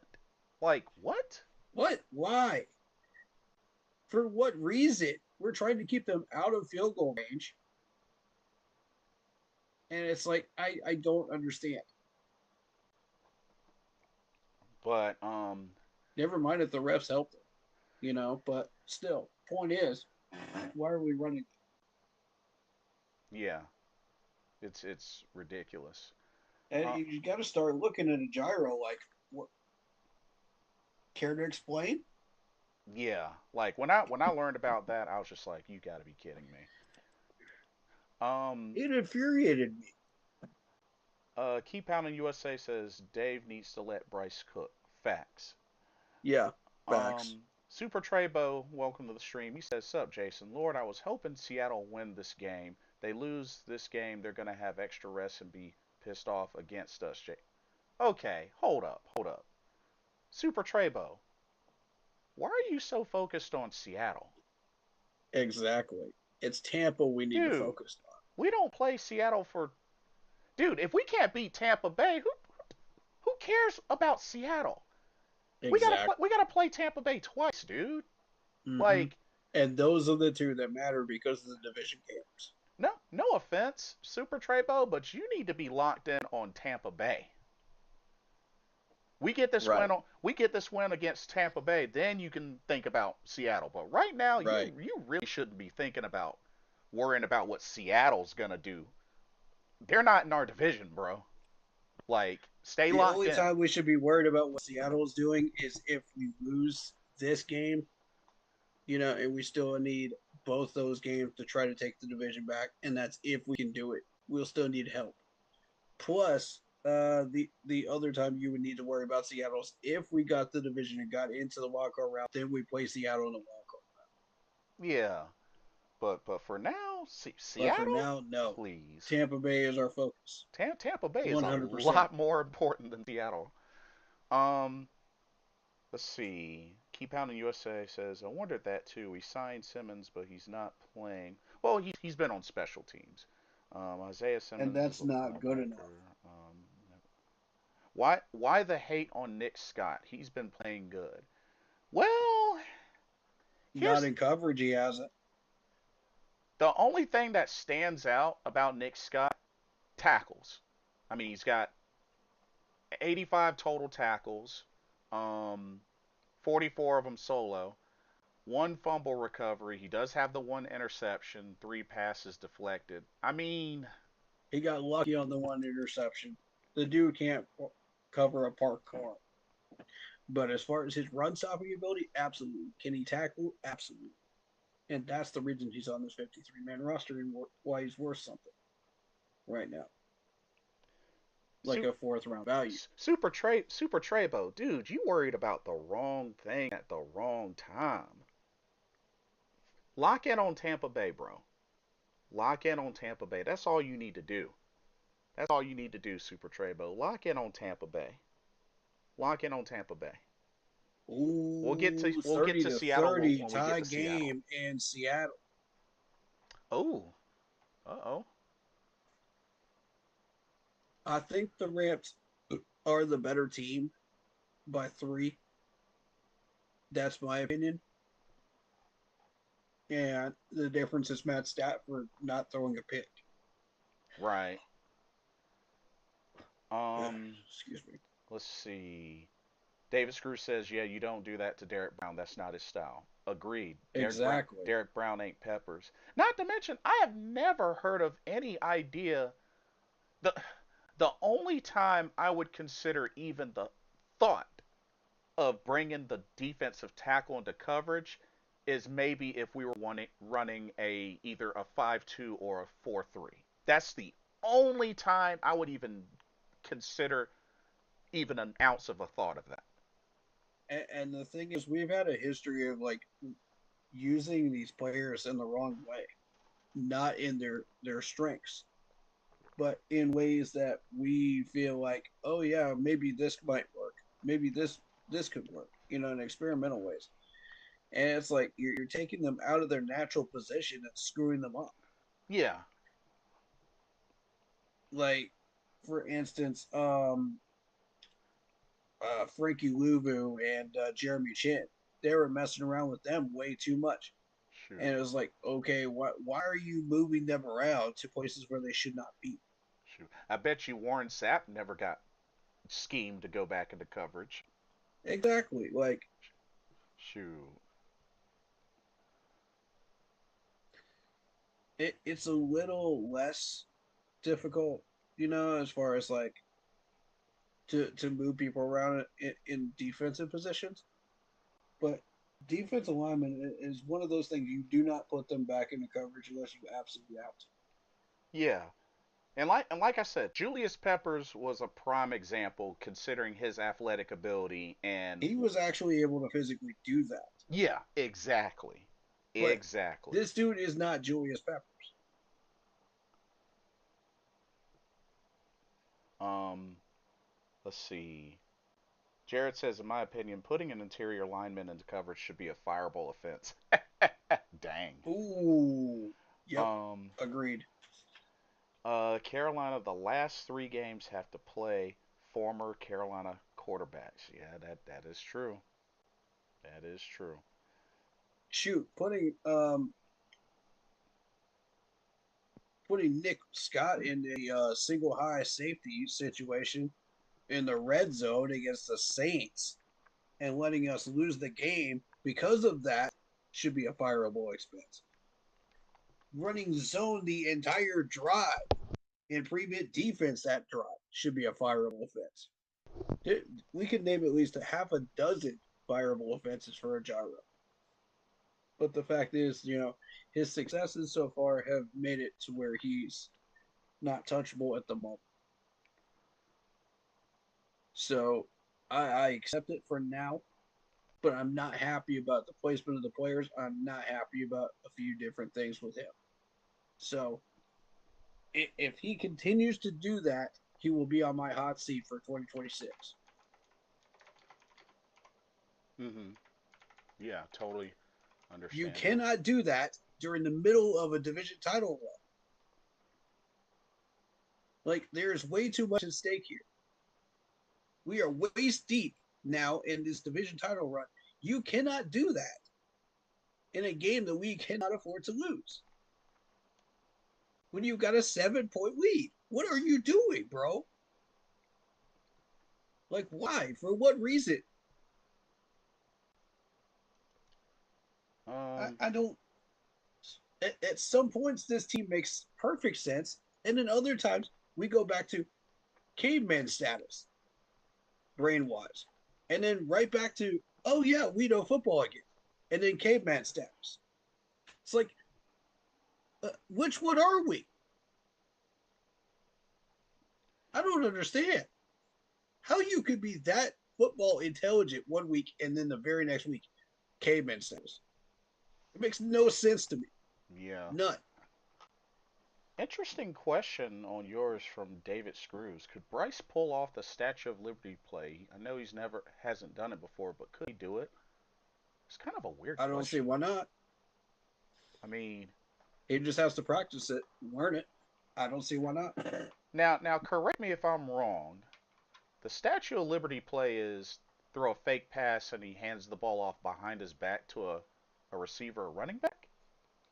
Is that what that is? If I remember Uh, correctly? I think so. I'd have to look that up because I don't remember. It's the amount of times that's actually been done is so rare, Because especially in the NFL. I think I've seen it like once or twice, but I Yeah, think that's what that is a fake pass handed off behind the back to a. to a running back or to like a receiver on like coming Mm-hmm. like a jet sweep. Mm. I'm pretty sure that's what that is. Which I mean, if Bryce could sell it well, sure. I mean, I could see him I trying mean to if he do could that. sell it It well, takes a while to develop that. That's the problem. I think it just really depends on the And you have to circumstance. sell the defensive line. Yeah, if he could do that, and depending on the circumstance, sure. I mean, Mm. I don't see any reason why not. He would have to learn it and make sure that he's on the same page with everybody on that offensive line,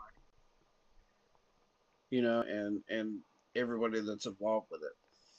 I don't think it's the most difficult gimmicky play, but Mm-mm. I mean, You just got to learn it.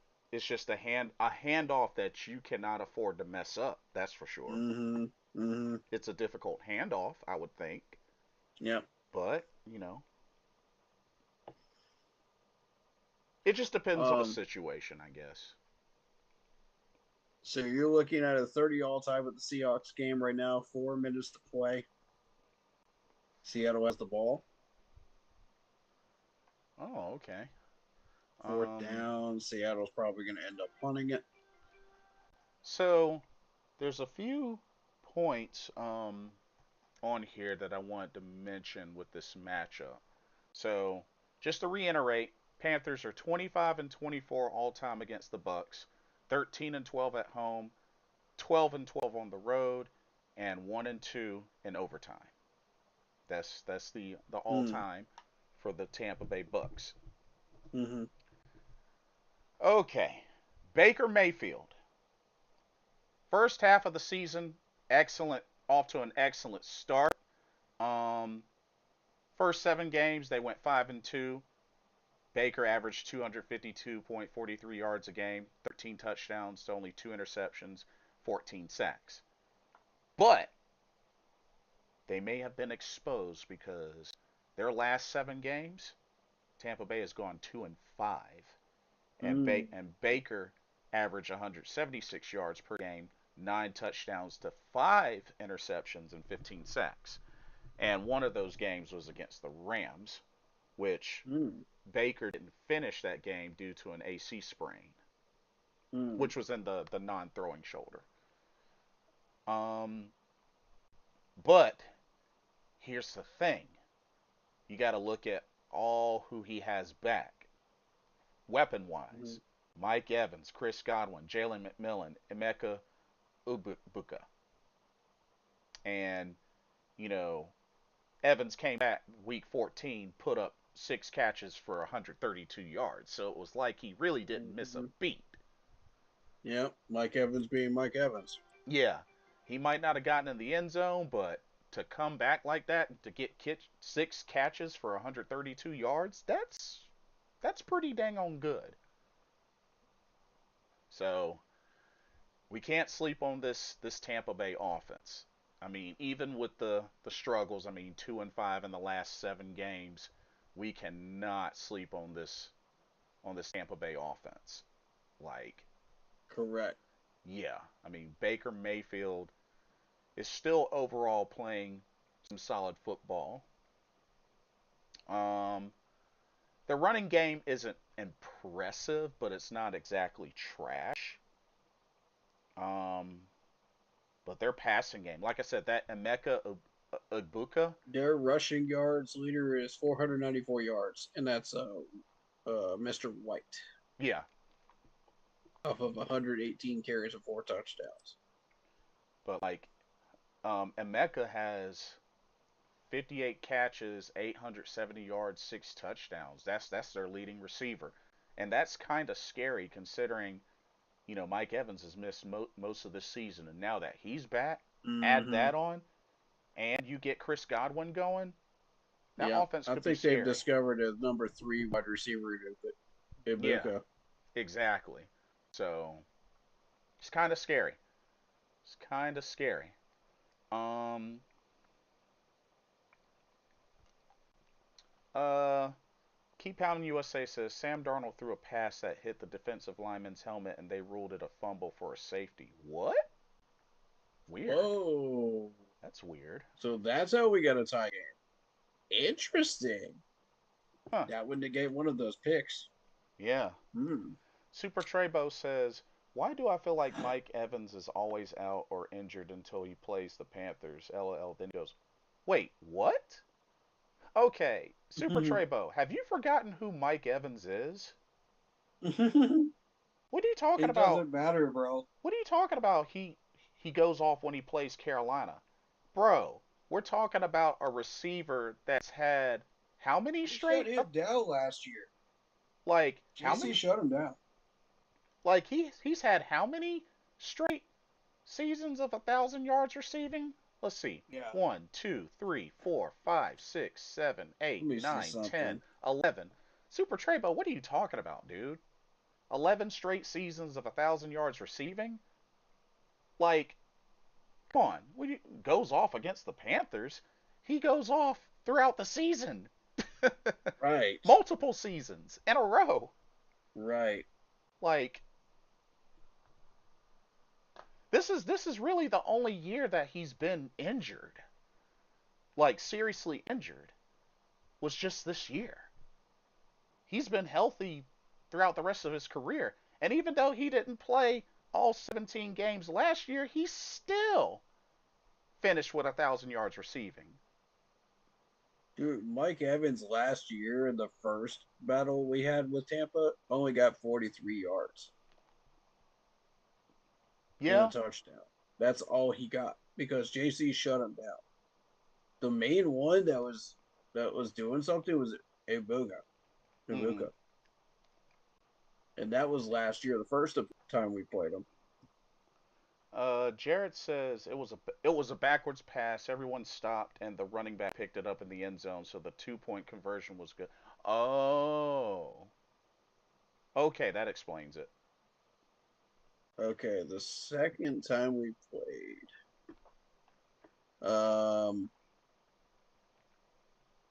No. But yeah, to keep it simple, Super Trebo, it's Mike Evans. Yeah. It's Mike Yeah. Evans. Like um he only had those 43 yards against us. 20 catches, 43 yards, and one touchdown against us. JC shut him down last year. So it's not like he's not doing anything.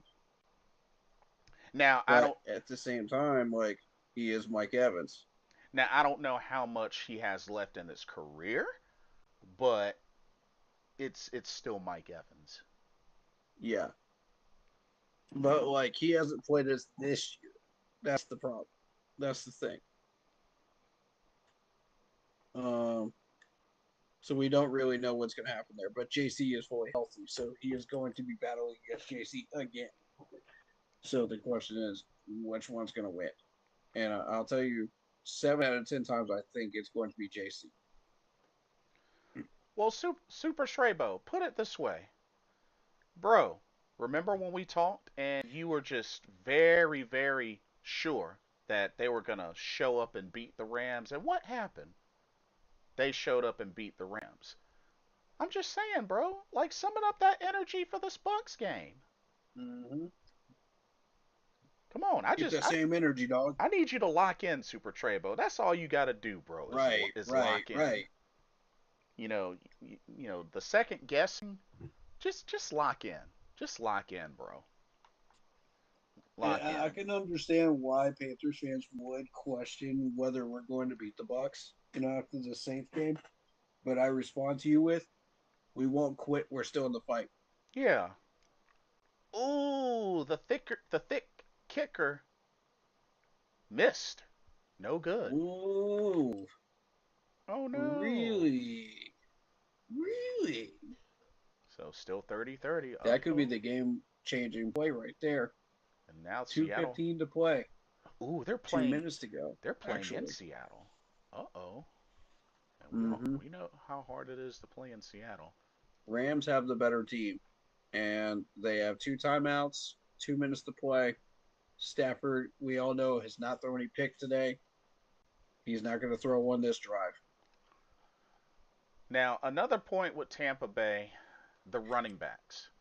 So they have been kind of shaky with the running backs because they lost Bucky Irving due to the foot and shoulder injuries, um, and then Sean Tucker has come out.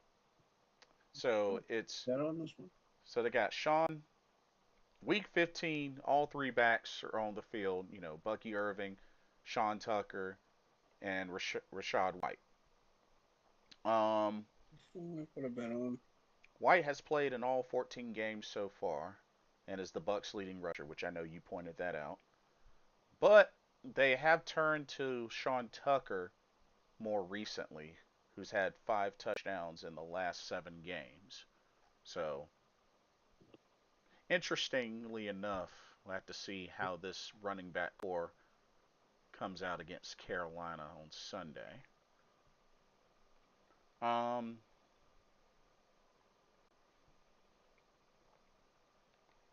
And the run stopping's been hot and cold the last few games. um, Jared says, as bad as it's been at times, we control our destiny, so we got to take it. Um, Exactly. Super Trebo says, another thing people not looking at, Sam Darnold may have trouble against Carolina's secondary after what Carolina pass he did Rams. Sam might see ghosts against Panthers D. I mean, Maybe. that's Maybe. possible, but I'll say again, I'm locked in on Tampa Bay right now, Me too. bro. Let's see. Oh, Keep Pounding USA says, oh, never mind. Didn't see the play. I was told this. It was 2 point. No, you're good. You're good. You're good. Yeah. I didn't see it either. So we're just going by the game cast. Yeah. And then the last point, changes at starter, but still a stout defense. So the Bucks had one of their defensive starters on injured reserve this week, Zion McCollum, who had a hip injury in the Falcons game. Mm. So he's going to pretty much miss the rest of the season. Um, they You did mention they do have Tyke Smith, who leads the Yeah. team with 12 passes defended, including an interception, and second in the team with 90 total tackles, which cornerback Jamil Dean leads the team with 3 interceptions. Also, Vita Vi, still got to watch out from him in the middle. He's got 4.5 sacks, and Yaya Diaby has 6 sacks. Mm-hmm. So got to watch Yeah. that D line. Vita Vi, longtime veteran, can still get it done at the line. Mm-hmm. So, but All still, right. this is a winnable game. With that, I'll dive into the depth chart of the Buccaneers since you went in that direction. Also, I want to point out Brent Venables running Oklahoma right now is doing an excellent job. One of the top teams in the nation right now. Um, should he ever want to leave Oklahoma, I would love to have him as a defensive coordinator in Carolina. So, Brent Venables, if you're listening, please keep us in mind. Keep us in mind. Yeah. Um, and Isaiah Simmons is one of those that came out of that defense. There's several others, but I mean, they're national champions and two-time national champions under Venables. Oh, This so dude is a legitimate coach. For anybody that keeps doubting him, he is proving them wrong. and it's a familiar face. Yes. This dude shut down the triple option of Georgia Tech twice to negative numbers, Ooh, back to back years. impressive. Yes. So that was while he was with Clemson. Wait till you see what he does with a fully functional Oklahoma full roster of players with the transfer portal, I might add. This is going to be terrifying for a while. I told people, wait till he gets everything set up. It's Hmm. going to take 2 years, but wait till he gets it set up. This is going to be a dangerous, dangerous Oklahoma team and an excellent wellspring for us to pick players from, Yeah. scouting wise. Watch for these players in the draft in the next few years. Jared says, even as a Gamecock fan, I would love to see Venables in Carolina. Yes, that's the energy I like to hear right there. Because this dude would completely change this whole defense around. I can absolutely see it. He would keep about 3/4 of this roster, and the mentality, the discipline, the the energy every week, and the completion of plays, the tackling, everything would improve. You would legitimately see a totally different defense out there than what you're seeing right now. He would maximize the potential of these players. I guarantee it. Once he learns these players and what they can do and what they can't do, sky's the limit. This dude will stay overnight in his office writing stuff on his freaking whiteboard just to prepare for the next week. Camps out in his office. That's how dedicated he is to the game. And I love that. I would love to have a coach like that in our staff in Carolina, in Charlotte. Because that's what it takes to win. Is that type of dedication and that type of energy. And I wish our coaching staff had that type of energy. So use that as a learning curve, as a tool, to set up your own game, coaching staff, because that's the type of energy it takes to get to the Super Bowl. You know what? You got me curious now. I gotta see this. Okay, Thomas Brent Venables, Yes, 54 years old. Okay, he played linebacker. Okay. Oh, indeed okay. he did. Just like our general manager Dan Morgan. Um, Kent played at Kansas State as a linebacker, and he's coached. Wow, Oklahoma, Mm-hmm. Kansas State, Mm-hmm. and Clemson. Yep. Linebackers coach, defensive coordinator. Won the We won 2 national championships under him, won two national championships in 2016, 2018. several ACC titles. Broyles Award in 2016, best assistant, Yeah, and credible, credible coach. And oh, I'm not just saying that out of bias. so I'm he's saying that because I genuinely love this dude. I would have said that even if he was head coach of another team right now, which he is. so And I didn't even know about him. he's even been an assistant to Dan Snyder, or not Dan Snyder, Bill Snyder. Oh, Yes. Mm-hmm. that's kind of a big deal, cause Mm-hmm. yeah, Bill Snyder, well known coach. Mm-hmm. So, Yo, no offense to a gyro, but this dude, you put him as a defensive coordinator, watch this dude do work. Once he finds out everything there is to know about this defense, watch him do work. I'm telling you, you will not regret it. wow. So he's also been assistant to Bob Stoops. Mm-hmm. Mm-hmm. Yo, he's got an incredible head coaching record. Yep. So he's learned under some very excellent coaches. Mm-hmm. No wonder why you vouch for him. He is a very, very passionate coach that loves the game of football enough that he will sleep in his own office just to get stuff done for the next week and prepare. That's dedication. That's the type of energy we need. You want to take your game to the next level. You want a coach that takes it to the next level. You want to push your players to the next level. That's a coach that these players will play for Oh wow. because they respect that admiration. They respect that energy.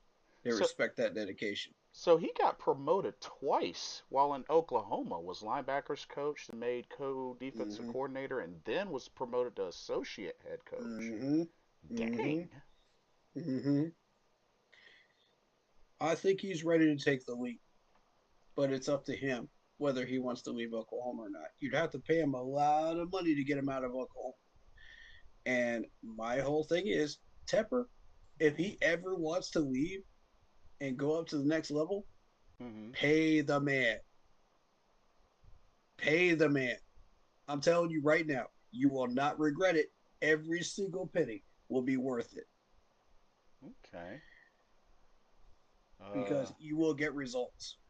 head overall head coaching record 32-19. Okay, okay, Mm-hmm. not bad at all.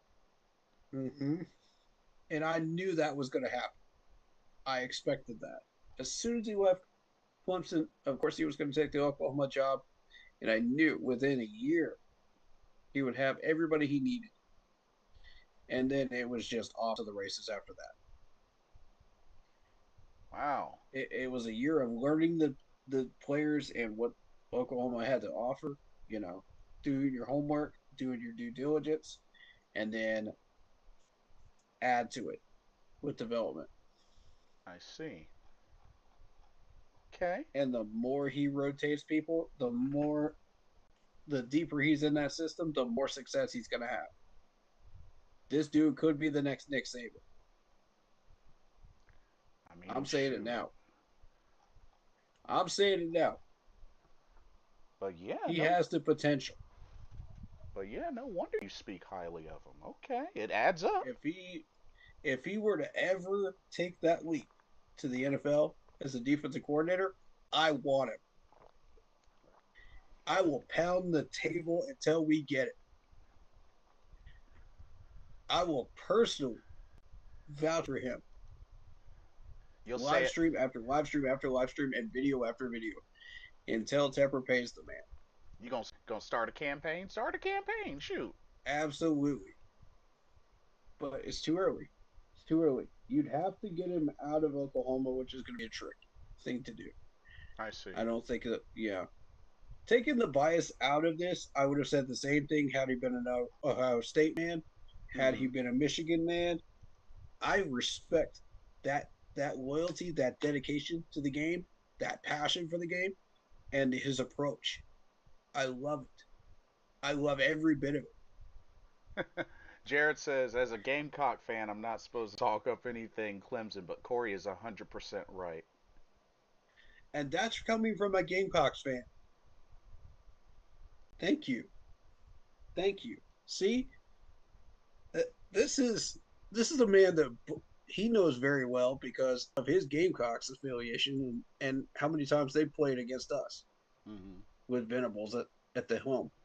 Like it has been so tough for any Gamecocks team during that time to get an edge on him.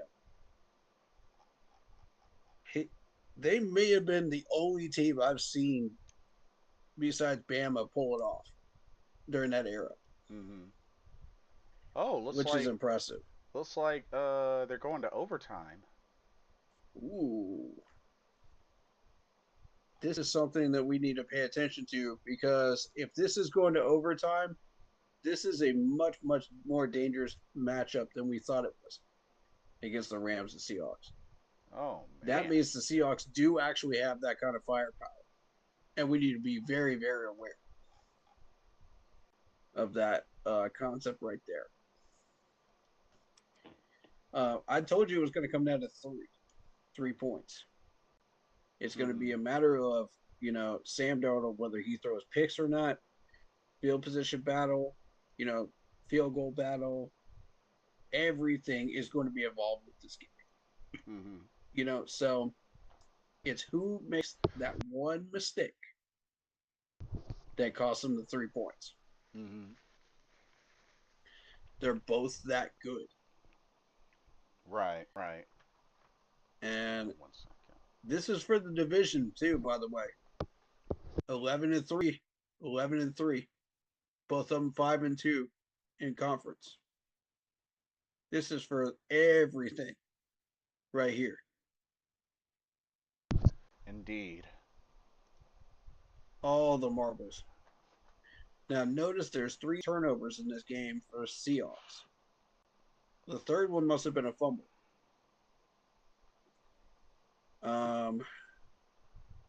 And I don't know where or when that happened. Let me check the box score. Yes, Cooper Cup. Oh yeah. I saw the play on Twitter actually. Yeah. Mm, mm. Um. Interestingly enough, the Rams have 4 sacks. Seattle has none. That's a big number right there. Just J- everything. Jared says, Corey, we got. 96 tackles? Oh, 96 total tackles 96, no, 96 total tackles. from who? Seattle? Holy, yes. Go check the box score. Are you 97?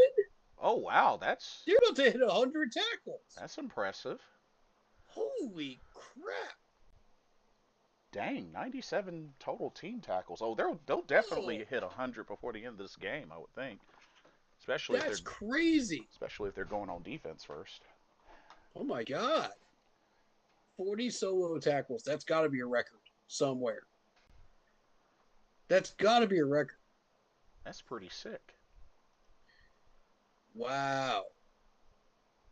That's a number you don't see every day, folks. 98 now. That's Every, something you don't see every day in the NFL. everybody on defense is getting them some, and the Oh my Rams only have God, dude. 50. Dang. Everybody on the whole defensive roster has a tackle. Jeez, man. Look at this. And yo, Sam Darnold's or not My Sam Darnold, God. Matthew Stafford's about to hit 400 yards passing. Dude, even Gray Zabel has one. And Riley Mills. Oh That's wow, crazy. Stafford hasn't been sacked all game, but I might have just jinxed it. And yet the Rams have 4 total sacks to their credit. And then, Mm. oh, he just went over 409 yards passing. Like I Oh said, my I God. I will be very shocked. Honestly, Stafford should be at least in the top 5 voting for MVP this year. If not, then something's wrong. Wow. Wow. The numbers in this game, I mean, it's just ridiculous. 409 receiving yards for the entire career. Puka has 177 yards. Oh, jeez.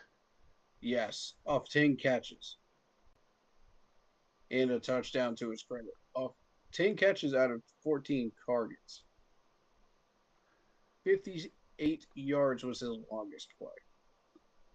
Mm, dang, that's nasty. Xavier Smith's longest play, 48 yards off 2 catches. Oh yeah, that's right. This is Cooper Cup's former team. Good God. What are we looking at right here? But yeah, like Stafford's This is gotta nuts. be in the top 5 for MVP voting. If not, then something's very wrong. And notice he has not thrown a single interception. Nor has he been sacked. Now, this is a very, very tight battle between 2 incredibly strong Titans right now. Both of them have a really good offense. Both of them have a really good defense. But both of them have holes under his own defense, which is why you see the 30 scores. 30-point scores you do and the yardage you see. To be honest, part of me is a little shocked that Stafford didn't win MVP in 2011 because that was the year he threw over 5,000 yards passing, 41 touchdowns, 16 picks. I mean, the ratios were magnificent. And there's a massive difference between Seattle's receiving core and the Rams receiving core. And this is the difference I've been trying to point out to people. This is why the Rams have the better team Yeah. offensively. And then Is the 409 yards receiving versus the 221. and then again, let's keep it real. Stafford has had weapons his entire career. But Seattle is better defensively, as evidenced by the 101 tackles now, That's one thing I think we could all agree that Matthew Stafford has always had weapons in the NFL. as opposed to the Rams 50. Yeah. 30 of them solo tackles, though. That's what the Rams do right. And they've got a strong defensive line at 4 sacks, 3 tackles for loss, and 4 pass deflections. Versus the stat line of 42 solo tackles out of that 101. No sacks, 2 tackles for loss, 3 pass deflections. So the Rams do have the better team, talent wise, and Yeah. it's evidenced in the stats.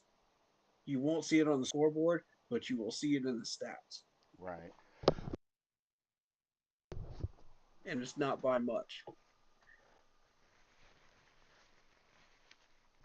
The fact that this has come down to overtime is fascinating to me.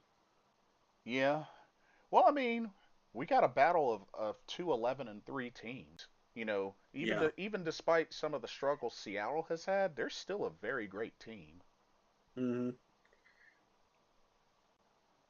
All right. So Tampa Bay's depth chart. Let's go through it, shall we? All right. We know about Mike Evans. We know about Chris Godwin Jr. The one I want to point out is Jalen McMillan. Mm-hmm. Jalen McMillan is 2 years in the league, 6'1", 192, 2 catches, 38 yards. But his average is 19 per play. 19. Once this two gets going, he's going to be a very, very dangerous wide receiver. Yeah. But right now, we're only looking at 461 last year in yardage, but 8 touchdowns. 8 touchdowns. That's the number I want people to focus on. So once this dude starts getting into a rhythm, very, very dangerous wide receiver. 3rd round pick, 92nd overall in the draft last year in the 2024 draft.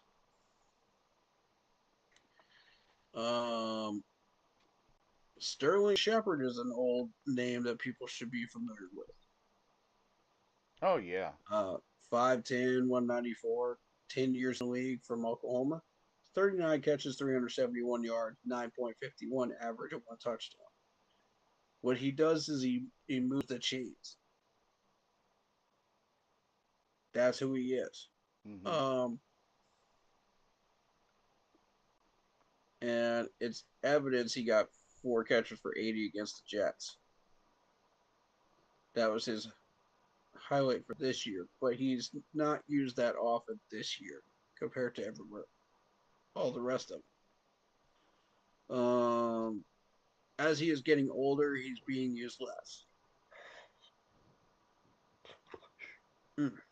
But career-wise, you're looking at 25 touchdowns. But his receiving yards, 4,800 mm. I see. out of 443 catches. And his average is 10.4 throughout his career.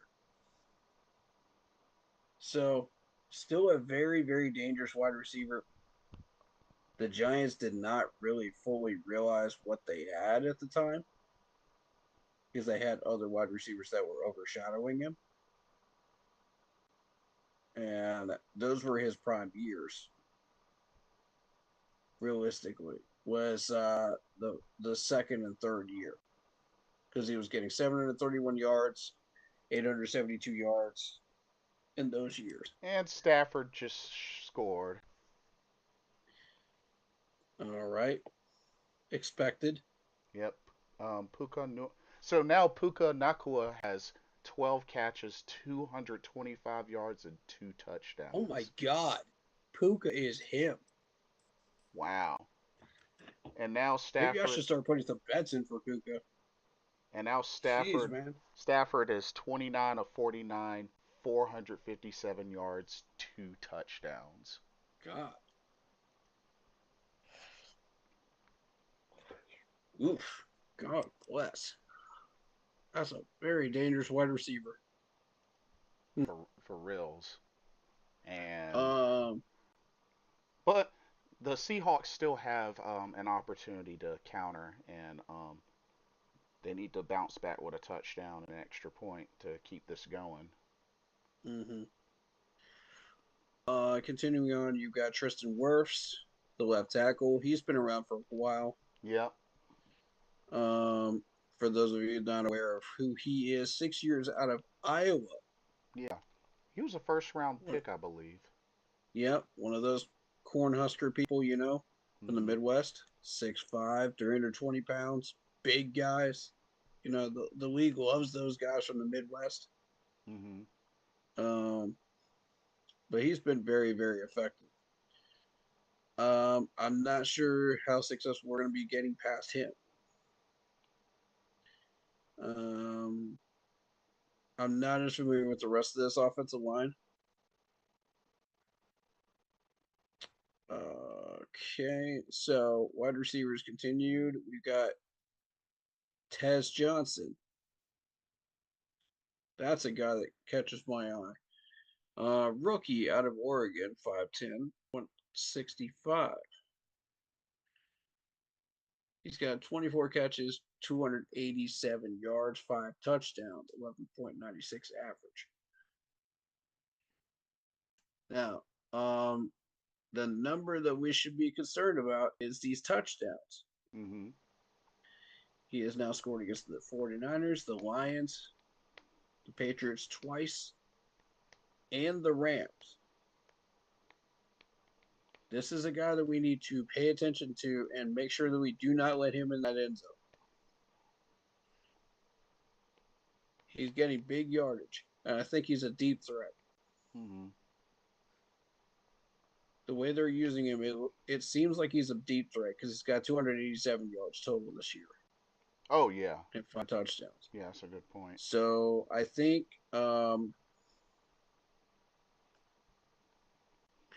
do not leave him open in a zone situation. He will burn you against Nick Scott. If you do, excuse my French, but that's your ass. I'm trying to tell you, this is that type of wide receiver. Oh yeah. Good point. Um, Kate Otten is one of those names I'm familiar with too. Tight end. Yeah, from Yep. Washington. 4 years in the league now, 6'5", 247. It, 46 catches, 430 yards, oh. Oh wow. Okay. 9.35 average. This dude moves the sticks. Yeah. Reliable name. And he's big enough to move the sticks. He will he will knock people off of of their defensive routes. He will cause problems. He's very disruptive. So this is somebody we need to be very aware of. They will go to him as a security blanket. As of right now, last year he put up 600 yards and 4 touchdowns. This year he's got 0 touchdowns. Now, this is a guy that's been averaging 2 touchdowns in his rookie year, 4 touchdowns 2023, 4 touchdowns 2024. 0 touchdowns this year. be very, very mindful of that zero right there. We do not want to be the first team that gives them one. Oh, I got a quick comment, a little bit off subject. Super Treybo Mm-hmm. says, "What do you think of Gunter making Cena tap? Should they have let Cena lose by pinfall, not submission? Everybody was pissed at Triple H. How do you feel about Cena smiling and tapping out to Gunter?" So, two things. Number one, folks need to stop acting like this is that big of a surprise. Y'all, folks have got to realize John Cena has tapped out before in the WWE. Remember Kurt Angle? The late Chris Benoit, Chris Jericho, just some examples. He's tapped out before. And two, I mean, Cena knew what was up. Smiled and tapped out. I mean, it's his last match, his retirement match. And it was to put over Gunter. And that's exactly what happened. So I really don't know why folks are that angry at Triple H. Because, like I said, Cena's tapped out before in his WWE career. It's not anything that new. But I digress. Continue. Um, we're also you've got Teddy Bridgewater's the backup quarterback for Baker Mayfield. Oh, geez. Another familiar face. Yep. So let's keep that in mind. That's two quarterbacks that we have let go now that have gone to our division rival. Bucky Irving and Rashad White have become quite a running back duo here. You got Bucky Irving, who's 5'10, 195 pounds, but he's very, very strong. 119 Oh, yeah. carries, 413 yards, 3.47 average. The average is a little low considering your running backs. And so is the touchdown ratio. But he's being used in short yardage situations, and that's what that 413 number reflects. So they use him in short yardage, like a 3rd and 2 or 4th and 1. He'll be the one you should expect to see coming through the pile. Yes. Um, Yeah, Super Treybo. It's crazy, isn't it? he had 8 touchdowns last year, going over 1,000 yards rushing on 207 carries. This year, 119 carries, 413 yards, 1 touchdown, and that is Oh. because he's splitting carries with Mr. Rashad White. Yeah, Rashad White. Yeah. Rashad White, 6 foot even, 214. Arizona State, 4 years in the league. Same number, 494. 4 touchdowns. But look at the average, 419. Oh. And he's got 4 touchdowns. This is your speed rusher. And it's evidenced in pretty much every game. But the lack of touchdowns is why this rushing game is not very as effective as some of the other ones out there. You got a guy that can get to 6 touchdowns in a year, 990 yards in 2023. But this year, you're looking at that production dropping to about 494 because the split carries and 4 touchdowns.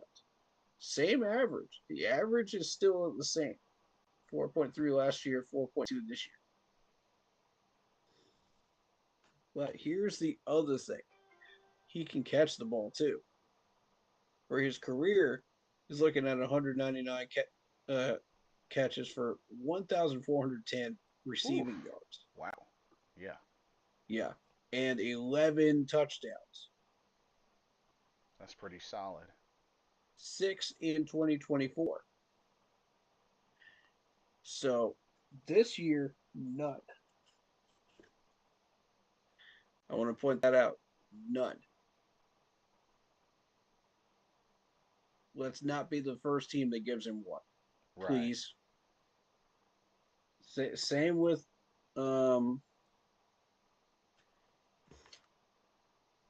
Same with let me see, Tez Johnson. Oh, snap.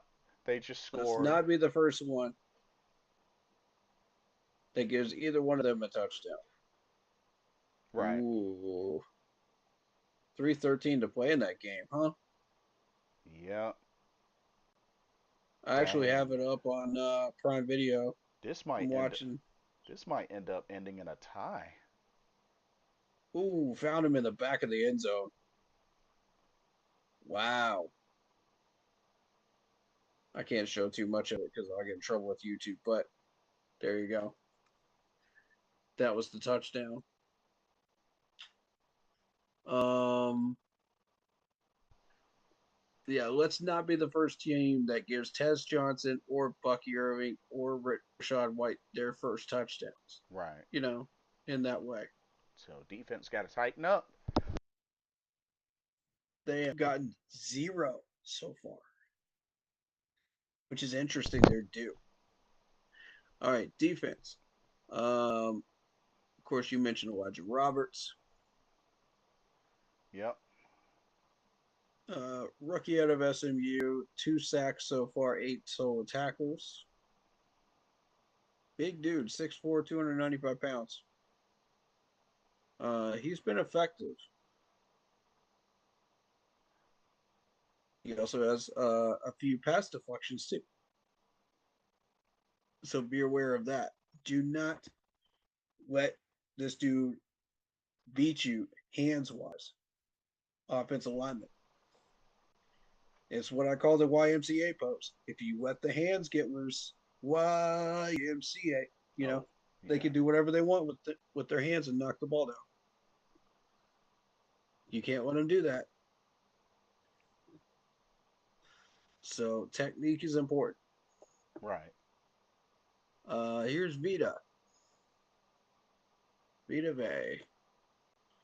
Another big dude, 6'4", 347 pounds. Good lord. 8 years in the league. But 4.5 sacks. 11 solo tackles. Not bad. Right. Not really a pass deflection guy, but he can do it. His main focus is on sacks. He's got 35 career wise, 4.5 this year so far. Um, Wow. They just went for two and they got it. oh my God, Wow. Seattle. Bold. And they just won the bold, game. and they won the game doing it. Wow. Oh my goodness. Let me see if I can see the And, play that. And Sam Darnold did a pass to Eric Saubert for the 2 point conversion. Wow. Let me see the play that resulted in that. Bold. I'm gonna see if I can see it because I want to watch. I want to watch that particular play.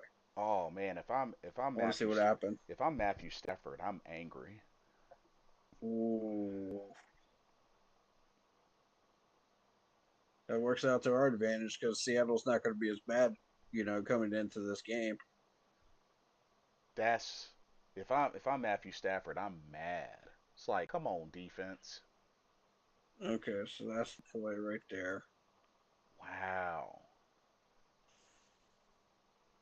Let's see what happened here. Okay, trips formation, shotgun.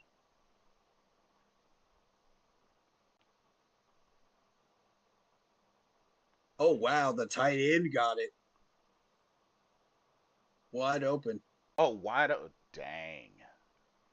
Oh, Sam Darnold, bold play, buddy. Yeah, that. But you got to be bold if you want to win this division. You got you got to push the envelope. Oh, I like those helmets, by the way. Those That are really that's cool. that's a pretty bold move. I mean, overtime, like, Wow. yeah, that's bold. I like those uniforms for Seattle. Look at that. It's cool. It's cool looking. All right. But I hey, can't show too much, you know. That's wild, dude. but hey, Congrats to Seattle. They earned it. That was yeah, that's what you call, you know what? We're not settling. We're gonna go and get this win. mm-hmm. Gotta give it to them.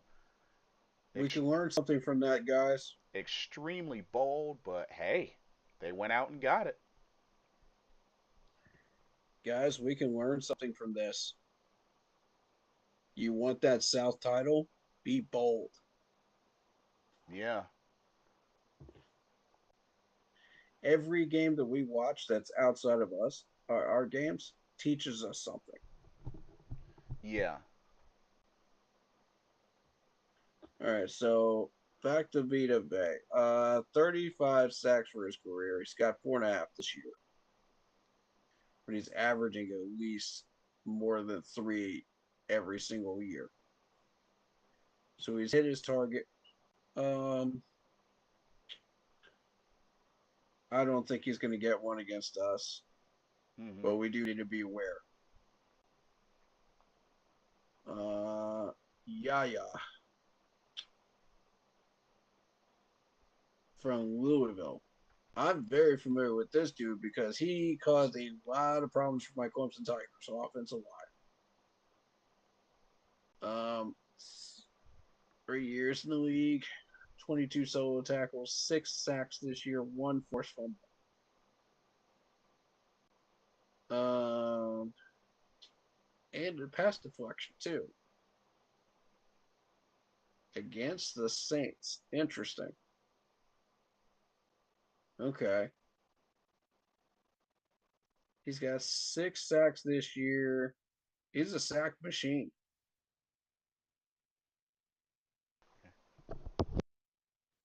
His rookie year, he had 7.5 sacks. So I'd really rather him not match that number. Very dangerous player.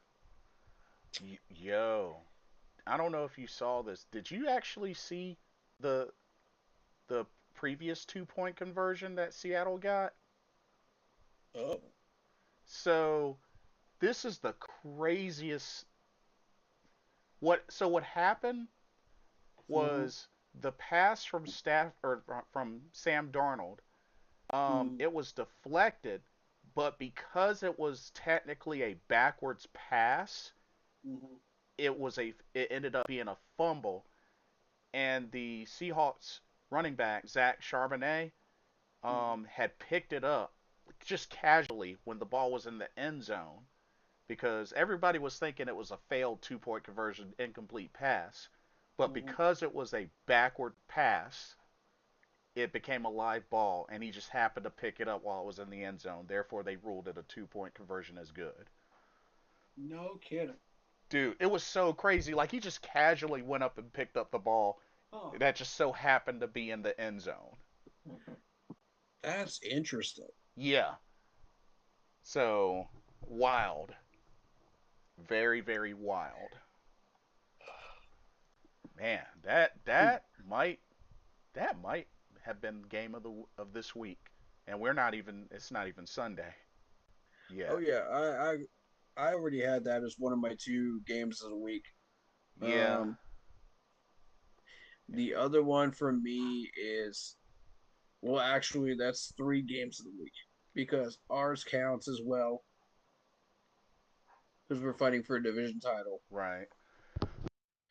and the Chargers at Dallas But is shout, the other one for me.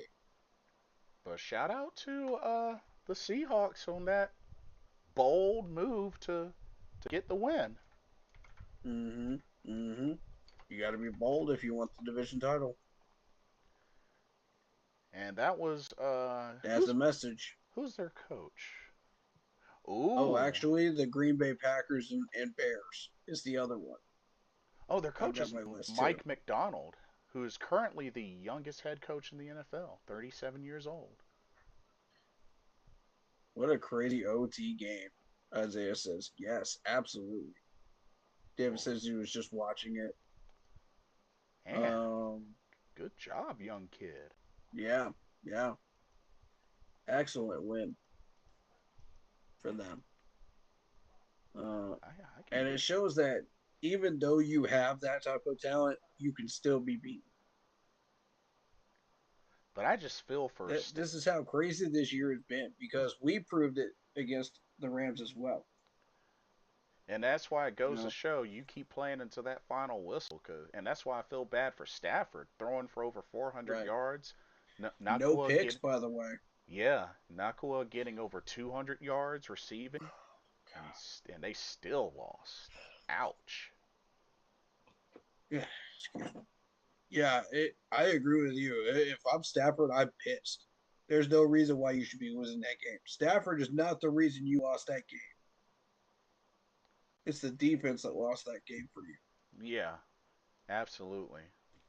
But not because of playing four whole quarters and overtime. It's really just Sam Darnold just outsmarting you. Yeah, but So dang. But anyway, uh Levante David, we know how dangerous this guy is. mm, 46 solo tackles, 2.5 sacks, two forced fumbles, and a pick. Watch out. Do not throw this ball anywhere near Levante David. right. He is a problem. A major problem. We're looking at 73 total pass deflections from this gentleman Yep. and 41.5 sacks. Be aware of where he is at all times. I Indeed. want guys on him at all times. If he's playing anywhere where he should not be playing, I want to know about it. You know what I mean? I want to spy on him, watching him from the front office, and you adjust to that. They have his son Reddick. Here's another player that we know about. Yep. Been having a trash year. Nothing to write home about. He is not somebody we need to be concerned about. We know his weakness, so let's take advantage of it. Indeed. Benjamin Morrison, rookie from Notre Dame, 11 solo tackles. Once he gets developed into the system, he's going to become a problem. I've been tracking him to the draft too. Jamal Dean, and then Jacob Parrish will be next. Jamal Dean was 6'1", 206, 7 years in the league from Auburn. 34 solo tackles, 1 sack, two forced fumbles, 3 picks. 3 picks. Yes, you heard that right. This dude is a danger. You do not want to throw that ball near him. He already has how many pass deflections this year? 7. Mm. Oof. And, you know, it's evidenced by the fact that he is just having a really strong outing this year. Just Mm. faster, more physical than he has been in the past. So this might be his prime year, Could arguably, could be. or one of his prime years, because he had 8 or 9 pass deflections back in 21 and 22. Excuse me, but he was averaging about two interceptions at that point. Now he's got 3. That is so. Yeah, Jamal Dean, watch out. Be aware of where number 35 is. Right. Parrish. Let's go to Jacob Parrish. 5'10", rookie from Kansas State, 198 pounds. 43 solo tackles, 2 sacks, 1 pick. Um, But what sets him apart is the fact that he's got 43 solo tackles out of 63. He doesn't need help, typically. Um, got 4 pass deflections so far as a rookie. So good numbers, from a rookie that's got a lot of potential there. Let's go to Antoine Winfield Jr. 6 years in the league. We know who this dude is by now. We faced him several times. 5'9", 203, 50 solo tackles, 1 pick, 1 forced fumble. No, 2 picks, 1 sack, 1 forced fumble. Um, this is a guy that excels in pass deflections. He's already got 7 this year, 37 total for his career, 9 interceptions, averaging at least one a year Oh, or more. So we will want to be fully aware of where this dude is whenever we're trying to throw the ball deep. And notice 12 forced fumbles over his career. 12. that's a lot. That's That's not definitely a normal lot. for a safety, folks. That's not normal. So if you're around him, guard the ball like a hawk. Right. Tyke Smith is one of those that I find interesting from Georgia, national champion, 5'10", 202, and 53 solo tackles, 2 sacks, 1 interception this year, and 19 pass deflections career wise in 2 years. That's not a normal number. So Not at all. if you throw that ball near him, he's going to deflect it. Now he got his 3 forced fumbles last year. He didn't get them this year. Hmm. So that's something to be aware of.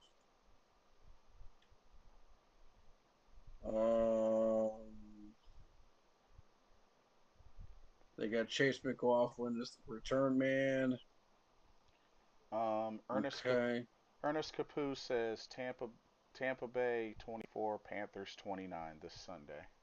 That's his prediction. Yeah. Yeah, Yeah. we're gonna get to After ours shortly. after looking at this depth chart, this is a very stacked depth chart full of a lot of talent. Uh, Another one to pay attention to is Chris Braswell and Anthony Walker Jr. Hmm. So it's just brimming with talent. And these guys have won the division several times over because they know they have the talent. They know they're stacked with talent. That is a really weird last name for that left tackle. Chuck Wuma? Yeah, it's tricky, tricky. Huh. Weird. Um, Let me see if I noticed something here. No. These are all okay. So they've got depth at offensive line.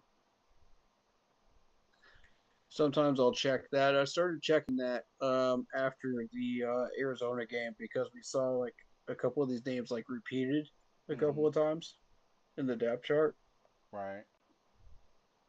which shows me they don't have enough depth. But in this case, they do. Um, so this is a very dangerous Buccaneers team. We have to play fully, full on attack if we want to win. We have to be bold. We have to be aggressive. Yeah, absolutely. Got to go in. But we also have to play careful ball as well. Right. We have to be aware of certain players that can cause problems.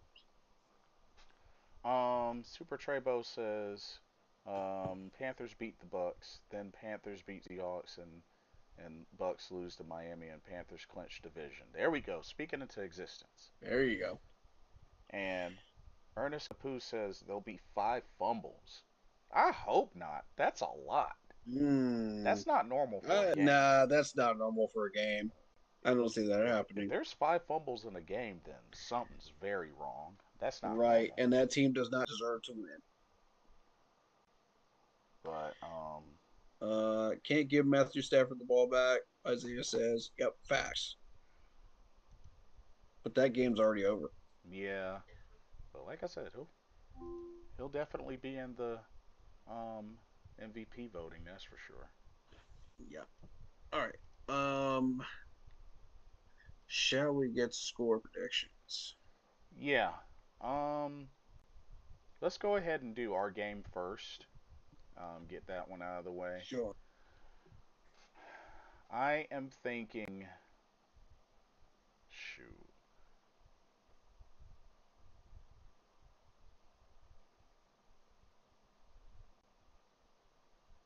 I'm thinking either 27-24 or 24-21. Panthers, I'm think. depending on what happens I'm thinking. defensively. I'm thinking 28-24. Hmm. Hmm. Panthers. And here's something to keep in mind, folks. If you're betting on this game, remember that we are very, very good as underdogs. Yeah, that is true. We love being valued as underdogs. We won how many games as underdogs this year? At least half a dozen, Something like that. Um. and at home. So yep, we're in agreement. Carolina gets on track and picks up the victory and keeps their playoff hopes alive. Speaking of betting, the games that I have put money on, I am betting on Chicago to beat the Packers in Chicago. I put 49 down on it. I'm scheduled to get 98 if I win that. Hmm. As far as the Patriots versus the Baltimore Ravens, I put down 48, and I could win 108 by picking the Patriots. The Nice. Chargers against the Cowboys, I put down 68, and I could win 137. Just so you know, that's my parlay. I won't be able to show that on screen because for some reason the website doesn't show the team uh, parlays. For some reason, I don't know why not, Ah.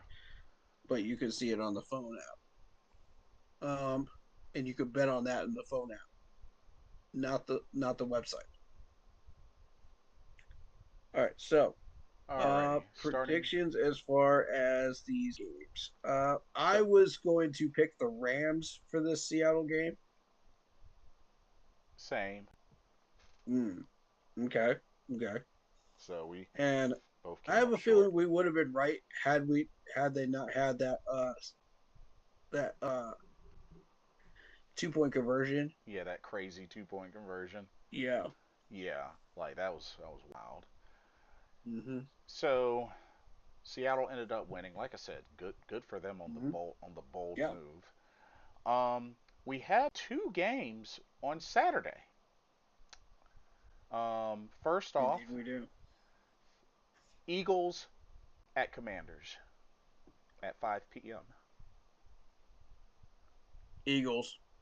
Same. I They have just the better team. yeah, Commanders. I mean, they're already out of playoff contention, and just ever since Jaden Daniels went down, they really haven't had a chance. So Now they're playing for a draft pick, yeah. top So, five draft pick. so Eagles for the win. Mm-hmm. Packers at Bears, which is the 8:20 game. Mm. With Micah Parsons being out for the rest of the year, Yep. the last time these two played each other, the difference was an interception. Yep. You, Without Micah Parsons' pressure And without the lack of that pressure, the secondary is going to have to work that much harder in order to balance things out for Green Bay. And I don't think they've got that type of firepower to do that now without Michael Parsons in there. Not not only that, the Bears have been playing great at home. So I'm actually going Bears with this one. And that plus Green Bay's secondary has now gone back to the level of where they were when they played us. Mhm. This is an advantage for Caleb Williams, Yep. a massive advantage. Both teams can run the ball well. I'm going Chicago. You going Chicago as well? Yeah, I foresaw a split between these two teams. As good as Chicago has been playing, um, this is in Chicago. Yep. The last time this was played, it was in Lambeau Field. So keep that in mind too. Plus, Right. this is a primetime game at 8:20. Saturday night. Yep. Yeah. So I all eyes are going to be on this game. Right. Bears, do not let me down. Make me some money, man. There we go. I got a feeling about this one. All right. And then these next handful of games, the 1 p.m.s on Sunday. And First by the off, way, chat, you guys can get involved too. yeah, Go yeah, for it. please do. All right. First off, Bills at Browns. Oh, Bills. Yeah, that one's No too easy. question. This is a rebound game for them. They really need this one after all these upsets that they've been suffering. Yeah, which They need to honestly, heal, I believe word is Bills win this game, they clinch a playoff spot. and they will. Yeah, they should This is an heal. opportunity for Buffalo to heal up. They've had a lot of issues and injuries and just riffraff going on with that team, and it's just they need to fully figure out what's going on, and they can do that against the Browns.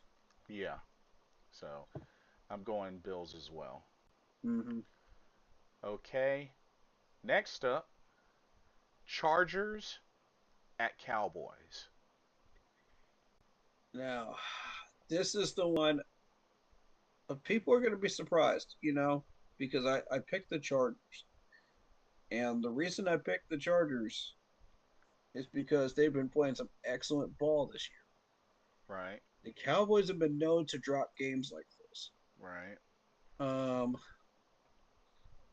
and it's evidence because ESPN is even favoring them now. But the Chargers have just come off a win up against the Eagles and the Chiefs, Yep, two back to te- back weeks. two teams that the Cowboys have beaten as well. This is going to be real interesting.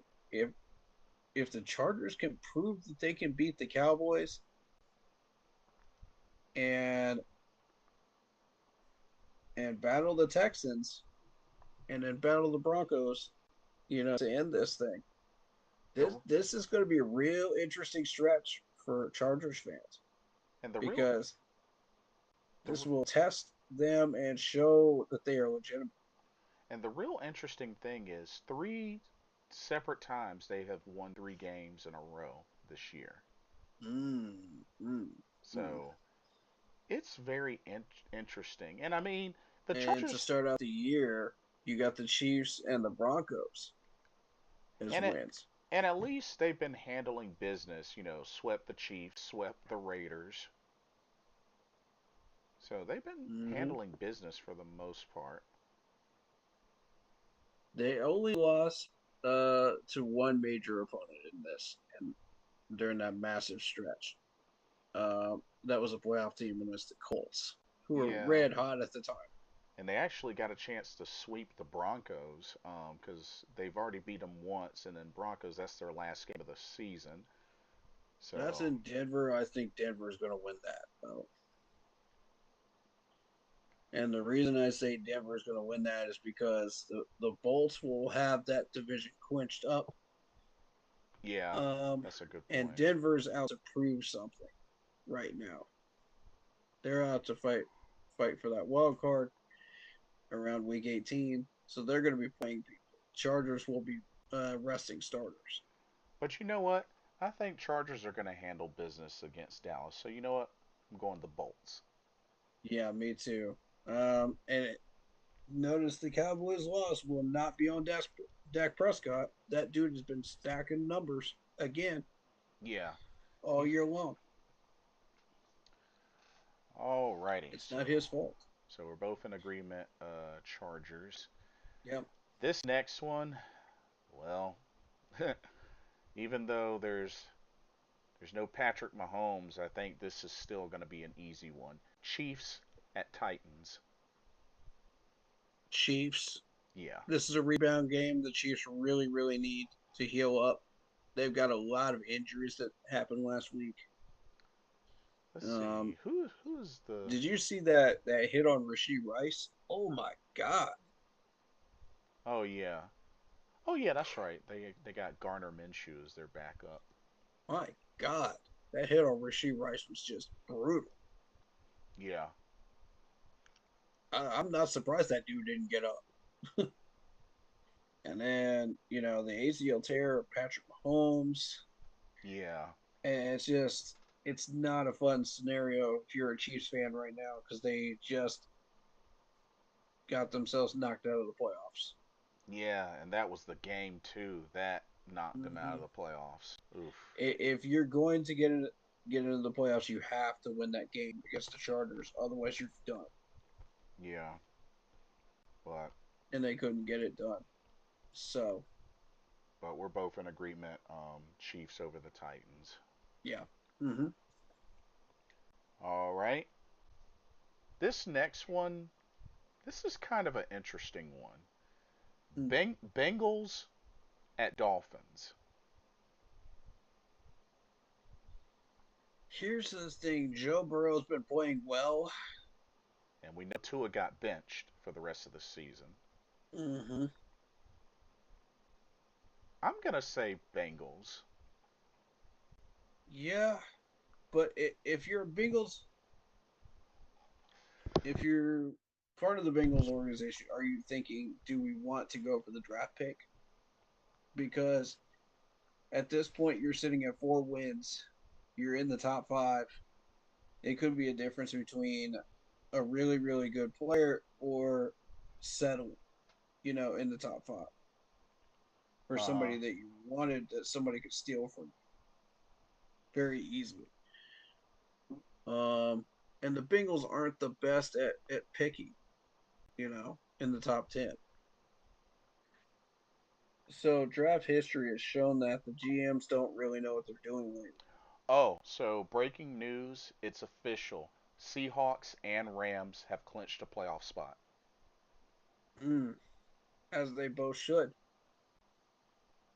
That was going to happen anyway, no matter who won or lost that game, in my opinion. Yeah. The only thing is now it's about who's going to take the division Seeding. cuz Yeah. Um with Tua being benched, who do they have? Quinn Evers is going to start. Yeah, I'm going Bengals. Yeah. Yeah. Same. That was kind of a Flacco's been playing really well. okay. Joe Burrow's back and he's playing well. So yeah. Yeah. Now this next one, oof. Well, this is going to get really interesting. Jets at Saints. Saints. You know what? I'm going to have to agree. I'm going to have to agree. And the reason I say that is because the Saints just beat two division rivals back to back. Yeah. So the Saints have just now shown that yes, we do have the talent, and yes, Yeah. this was not a fluke. You know, we do have the talent, we do have the ability to beat a team like this. Right. Spencer Rattler's throwing some good balls lately. Um, Olave's been a beast. And then you got the Mario Davis on defense, who's been absolutely lighting it up with tackles. Right. Cameron Jordan's been getting sacks. It's they're starting to come together as a team, but it's way too late. So my whole thing is like, yes, they could beat the Jets. The Jets are playing terrible ball right now, and this is a team that I don't even know how they beat the Falcons. I have no idea how they beat. I have no idea how they managed to sneak up on them, but they got the win. Oh yeah. Um, but you're looking at number one seed for the Jets, probably. Yeah. Yeah, So they've got the Saints, Patriots, and Bills. That's number one seeding locked up for the Jets. we're both in agreement. Saints over the Jets. Mm-hmm. All right. Here's another very interesting one. Maybe not that much. Vikings at Giants. Vikings just got off of a big upset. Right. So, oh no, the Giants have 2 wins. So the Giants are locked in for number one seed, number one pick. Um, Vikings, if they can beat them, will continue that. Yeah. Why is ESPN favoring the Giants by 55.3%? Interesting. What is going on here? I mean, What do they know that we don't? I know there's been some decent play from Jackson Dart, so there is that. But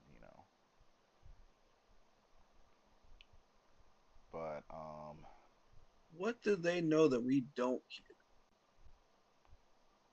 Who got hurt?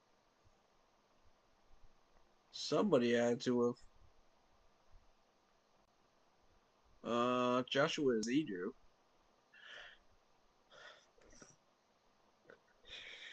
but that's not a big name. no, it doesn't seem like it. What changed? Okay, what did the Giants do last game? Because it seems like they've been getting really close every single week and just not being able to finish. It happened with the Commanders by 8 points. It happened with the Packers by 7. Yeah. Happened with the Bears by 4. Even with the Niners by 10 points there. Yeah. Like they've been getting close, but they just haven't finished. They came within one of the Broncos. Right. This is a really fascinating Giants team. And my question is, why are they not finishing? What's going on? Yeah. Um, I must say Vikings. Yeah, Vikings. Yeah. Okay. Now we get into the 4 o'clock games. Now this next one, we got us a battle here Mm-hmm. because we got the Jaguars at the Broncos, and I think if the Broncos win, I think they may end up sealing the division. But here's the kicker: Broncos are undefeated at home this season. Yeah, Jags, you guys have met your match. This is where you had a fun run, but Denver is just that team right now, and they are highly dangerous. I've got them scoped for the Super Bowl. Now, the crazy thing about this, This is a 10-game winning streak. the Jaguars are on a 5 game winning streak right now. So, but like you said, Broncos are on a 10 game win streak. Yeah, it's impressive. Let's see. 1, 2, 3, 4, 5, 6, 7, 8, 9, 10, And don't forget 11 game winning streak. J.K. Dobbins is on IR. 11 game winning streak. My 11. bad. Yeah. Oh, man. Denver is cooking, man. I'm telling you. They're about to finish out with wins throughout the rest of the season. They've got the Jaguars, the Chiefs, who just put Gardner Minshew in, and then the Chargers. And I think this Denver team's better than all three of them right now. I would venture to say that even with Patrick Mahomes healthy, Denver would give the Chargers a heck of a game and possibly win by 3. But you know something? I'm going to actually take a gamble here. Jaguars for the upset.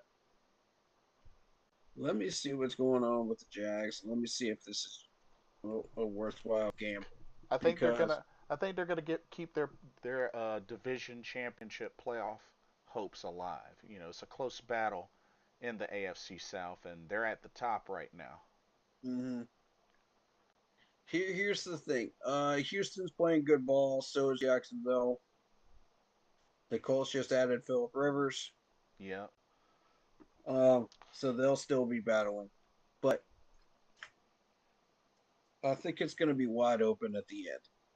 yeah, But when you look at the Jaguars' five wins, you're looking at the Chargers in a blowout. Okay, we'll give you that. Cardinals are a trash team. Titans are a trash team. Colts are trash without Daniel Jones, so that's a blowout. And the Jets, and that 5 game winning streak. Really, who was impressive there except for the Chargers? So I mean, like you already lost to the Texans once. Before that, you got blown out by the Rams. You got beat by Seattle as well. yeah. So I mean, like, what's impressive here in the most recent memory for Jaguars? Um, if you want to prove yourselves, Jacksonville, this is the game to do it. Yeah, I agree. I definitely agree. But I don't think they're going to do it. So you're going They don't have the Broncos? firepower. Okay. Denver's got them. You're going Broncos. I'm going Yeah. Jaguars. This is my And upset again, like pick. you said, Denver is undefeated at home. Yep, undefeated at home, 7-0. Bo Mix is playing some good ball. But yeah, that's definitely great potential to be a game of the week candidate. Denver's a Super Bowl candidate for me. Okay, well, this next game, hmm, Falcons at Cardinals. Um, To be honest, I gotta go. I gotta go Falcons. I'm just the Cardinals. Just they've shut down. Um, what's his face? Kyler Murray, and they're just Jacoby Brissett isn't gonna do jack for them, and just yeah, yeah. I'm going Atlanta. Here's the thing: Atlanta has a humongous history of blowing their lead, Right. and it's it's so evident. I don't know how they got that one over Tampa. I it's amazing to me, but you this Atlanta team is just absolutely atrocious. They need to fire Raheem Morris. It's just the experiment is just not working. And I do believe they'll beat the Cardinals because the Cardinals are that trash. But, then you're looking at the Rams, you're going to get blown out by the Rams. And the Saints are on the rise right now. So the Saints will beat them too.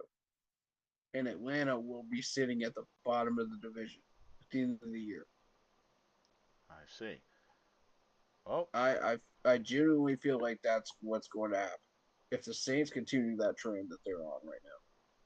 Who do the yeah. Saints play Fair point. for the Fair rest of point. theirs? Let me see. Let me see.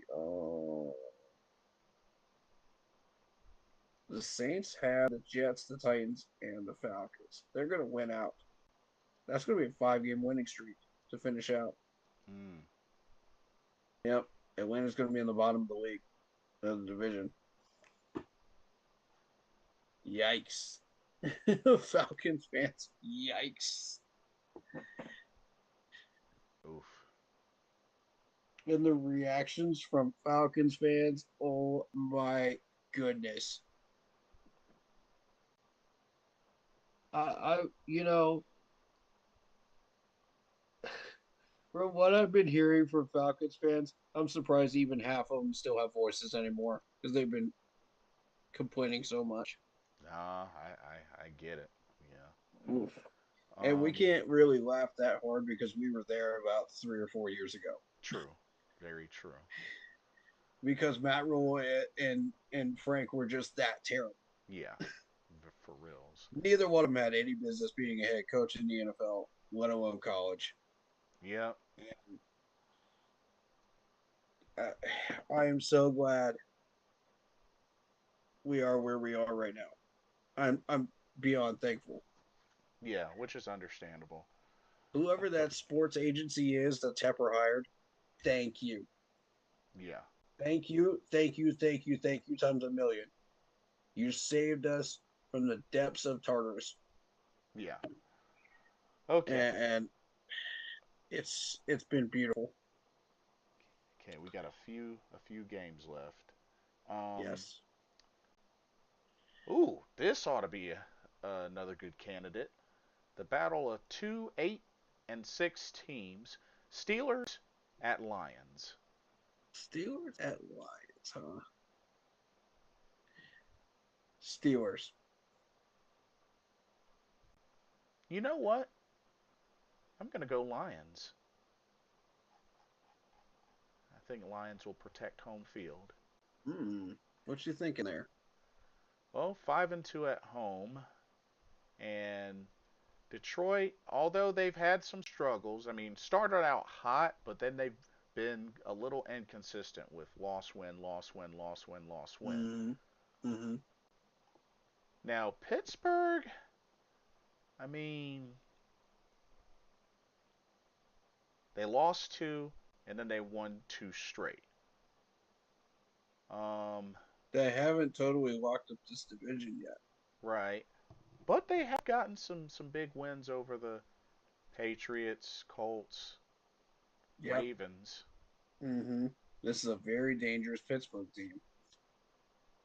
But I'm gonna say Detroit protects home field. I think they'll protect home Mm. field. We shall see about that because Rodgers has been playing some good ball this year. Yeah, Um, and Goff's numbers has been solid. 314 of 453, yeah. 29 touchdowns, only 5 interceptions. He's had some strong, solid numbers. Gibbs is looking good. Amon-Ra St. Brown just scored pretty much every single game at least once. Oh, right on. Yep. Um, Aiden Hutchinson has 9.5 sacks, which is ridiculous. And Campbell has 143 tackles. So, I mean, this is a very dangerous Lions team.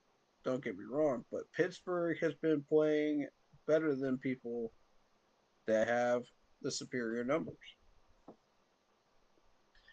If you've been paying attention to Pittsburgh, this is a team that just beat um, the Dolphins and the Ravens back to back weeks. They cut the Bears close 31-28 there in a loss. Hmm. Bills got a recovery game there against them. But um, they beat a red hot Colts team at the time. Right. They've beaten the Patriots early on. Blow out the Browns. Pittsburgh, I mean, this is the game that's going to really show people who you are. Mm-hmm. If you really want to impress people, beat the Lions, Pittsburgh. And it will raise some eyebrows going into the playoffs. There you go. Don't really, don't be as focused on that Ravens game at the end of the year. But if you're a Steelers fan, take the division now.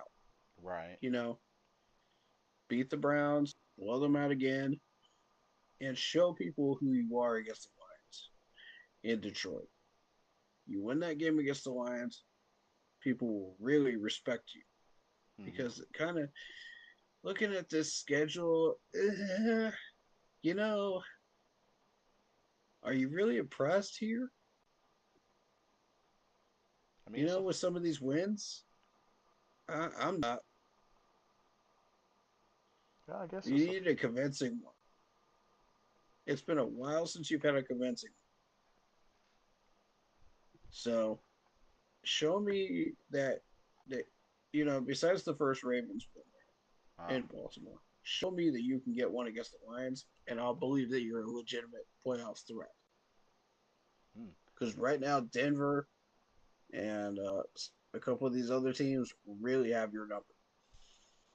fair enough. Fair enough. But Oh, I do think that they will do it. I think they'll beat the Lions. okay.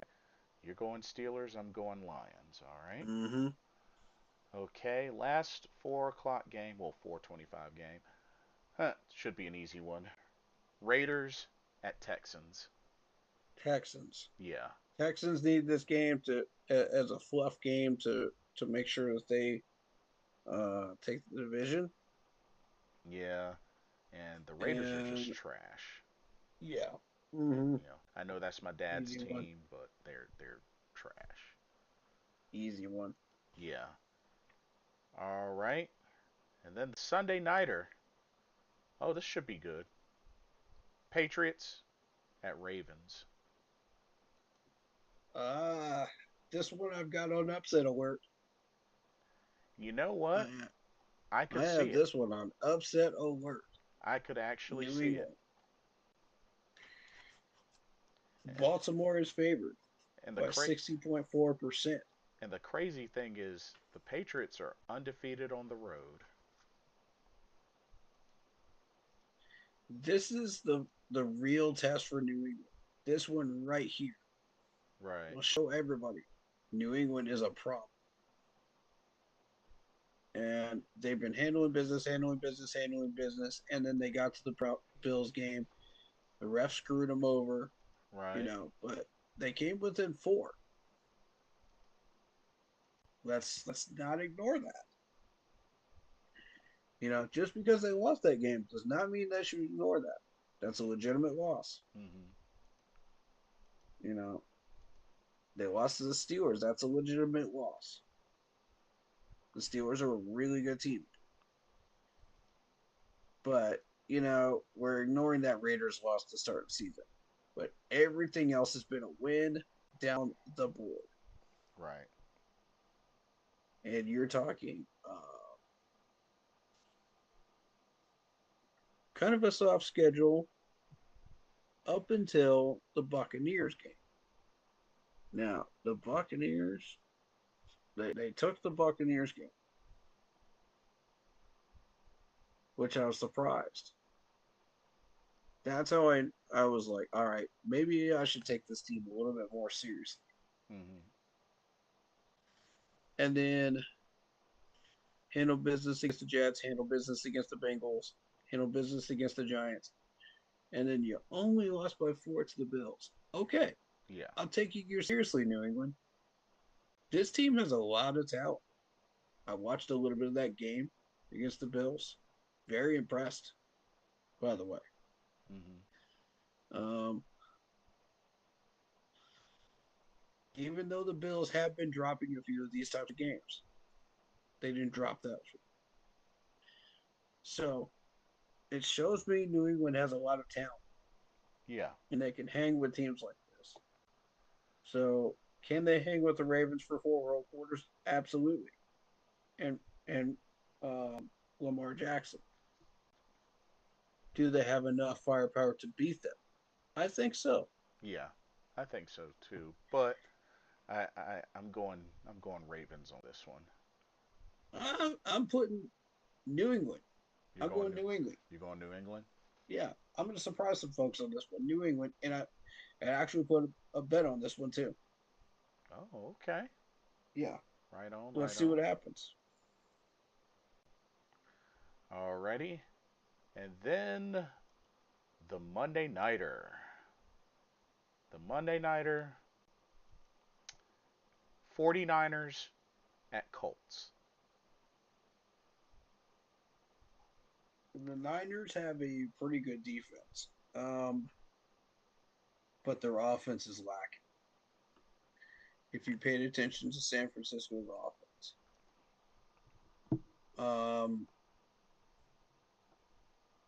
looking at the past few games, yeah, you beat the Titans. Yeah, you beat the Browns. Yeah, you beat the Cardinals. But when you faced against a tough team like us, we held them to 20. Yeah. Um, you faced the Rams. You only got 26 against the Rams. So it's easy for people to say, "Oh yeah, the Niners have weaponry and all that, and a tough team." Mhm. But when push comes to shove, when you face a legitimate team, that offense starts to glare away a little bit and gives away their weakness. Mhm. So I think right now, I think this is going to come down to field position. This is going to be a tough battle between um, them and Philip Rivers. My whole thing is that Philip Rivers has moved the ball in the chains, but can he find the end zone? Yeah. He hasn't found the efficiency yet. Right. Might be rust, might be something else. But right now, it's he's not finding the end zone. So this is where San Francisco is going to take over and have the edge by about 10 points. Yeah. So I Um think without uh,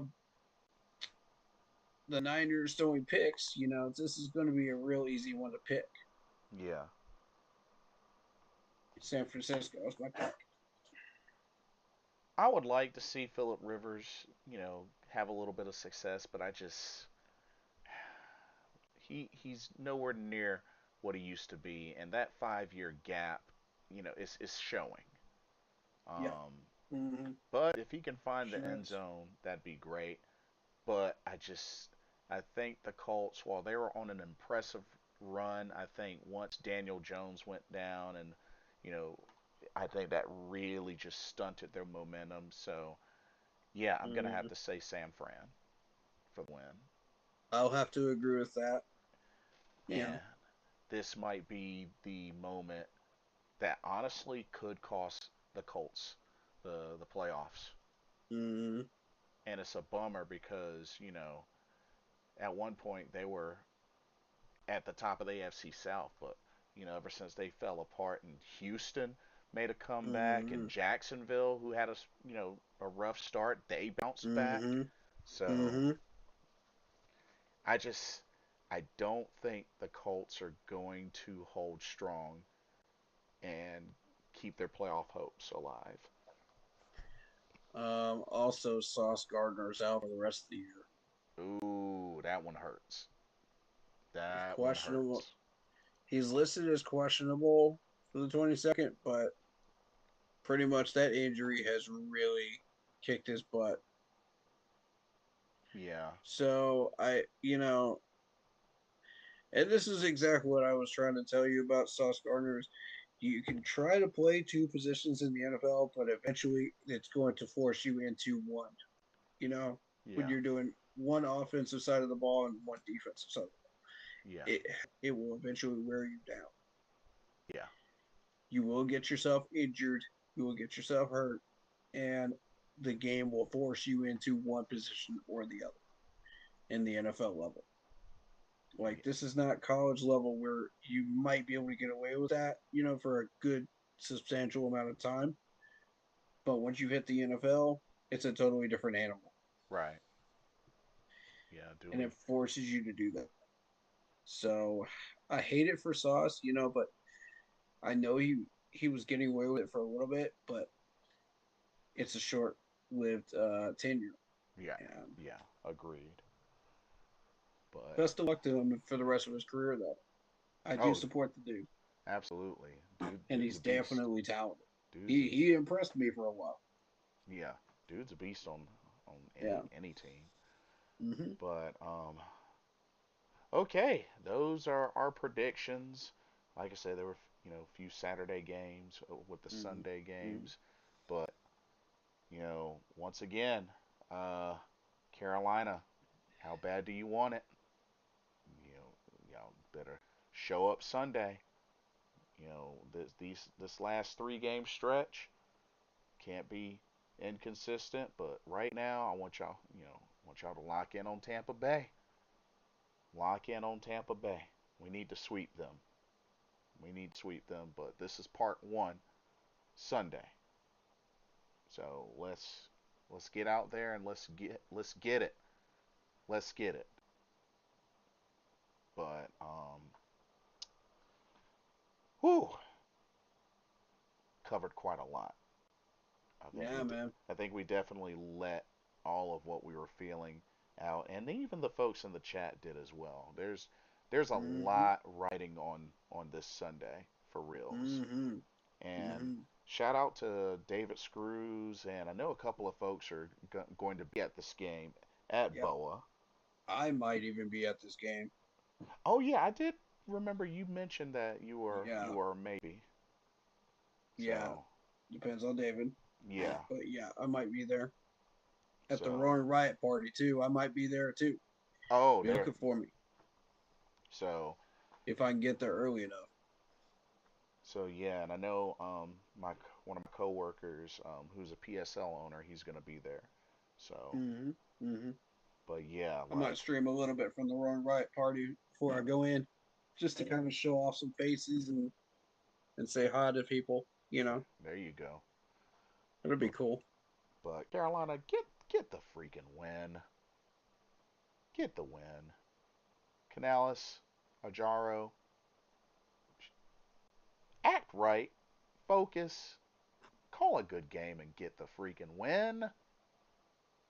Everybody on that team, let's get this. Like you've heard the Hmm. motivational speeches, you've heard the calling outs or whatnot. What are y'all gonna do about it? Like,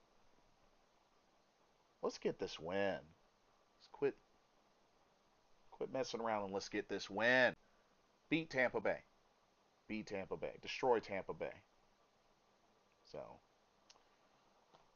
You ready for me to go in with this, man? yeah, All right, all right, I'm about to motivate this team to run through a wall. First of all, the main message of this Tampa Bay series is we can't quit. We're still in the fight. yes, We can't quit. We're still in the fight. Can't quit. We're still in the fight. Can't quit. We're still in the fight. Like it's got to become our mantra at this point because along with keep pounding because we're honoring the great Sam Mills. yes. This is true. Now, if we're honoring Sam Mills and we're beating the drum, what would you want? Sam Mills to say to you if he were still alive and standing on that sideline, coaching you as a player? What would you want to hear from him? That's a question I ask these players because what would you want him to coach you on? Because Sam Mills is not just an exceptional player, he's an exceptional person. And Right. when I look back at his history and remember what he has done for us, I mean, I'm just blown away. Whenever I walk by that statue and I pay homage to his history, and I cannot walk up to that stadium and not pay homage to him. Because he's the reason my channel exists. Right. He is my namesake. And I'm honored and I'm privileged by that, to carry on that name. I don't know for how much longer until the NFL decides to get a trademark on it, but the point is, it's still ours, Right. and we're going to keep that name for as long as humanly possible. Got to. Yeah, because somebody's got to honor that name, man. What would Sam Mills be proud of if he looked down today at this team while playing the Buccaneers? What would he be most proud of? Ask yourselves that. Because I really think that really cuts to the core of who this franchise is. If you're looking at this team and you say, I'm proud of Bryce Young throwing it deep, I'm proud of the running game doing what they do, I'm proud of Derek Brown being who he is, I'm proud of J.C. Horn playing like he does. You know, there's at least 50 things we can name right now that we're proud of, that Sam Mills would say, yes, I am proud of this. Yeah. You know? So even if we play every bit of what we have, we put blood, sweat, tears onto the field and we still can't win by 3, Sam Mills would still nod his head and say, good job. Yeah. You did everything you could do. You just fell short. And it's okay. We'll get him next year with more talent, with more depth, with more energy, with more gusto. And next year we will have that crown. Right. Period. It's not a matter of if, it's a matter of when. When. Said well. Said Because we well. know we have the talent. But when the league tries to hand you a division title, why not take it? Take it. It's a gift. Take it. Why are we sitting on this? Why are we losing to the Saints, who we know we're not supposed to lose to? Right. Why are we saying, yeah, I don't want this. I don't Especially. want this. Take it back to the store. It's like that Christmas gift that nobody wants at the Christmas party, and Right. you're just like, take it back to the store. It's like, no, no, no. You take it back to the store. You take it back to the store. That's the NFC South right now. I feel Yeah. like nobody wants it. It's like, this team, whoever it is that wins the South, isn't going to be competitive in the playoffs. So it's like nobody wants it. But here's the thing: it's been 10 years, 10. This many. 10 this 10, a whole decade, guys. When the universe hands it to you, take it. many. Got to. I don't know what else to tell you. Like, what? Why are we giving it back? Tampa's tried to give it back. They're trying to hand it to us Mm-hmm. on a silver platter. Why not take it? We've earned the right to be here. We beat the Rams. We beat the Cowboys. We beat the Packers. We beat the Dolphins. We beat the Jets. We beat the Falcons twice. We've earned these victories. Yeah. When Dave Canales gets out of his own ego and hands the playbook to Bryce Young. When a gyro decides he wants to learn how to play football for 4 whole quarters as a defensive coordinator, we win games. Right. Instead of playing zone defense like an idiot.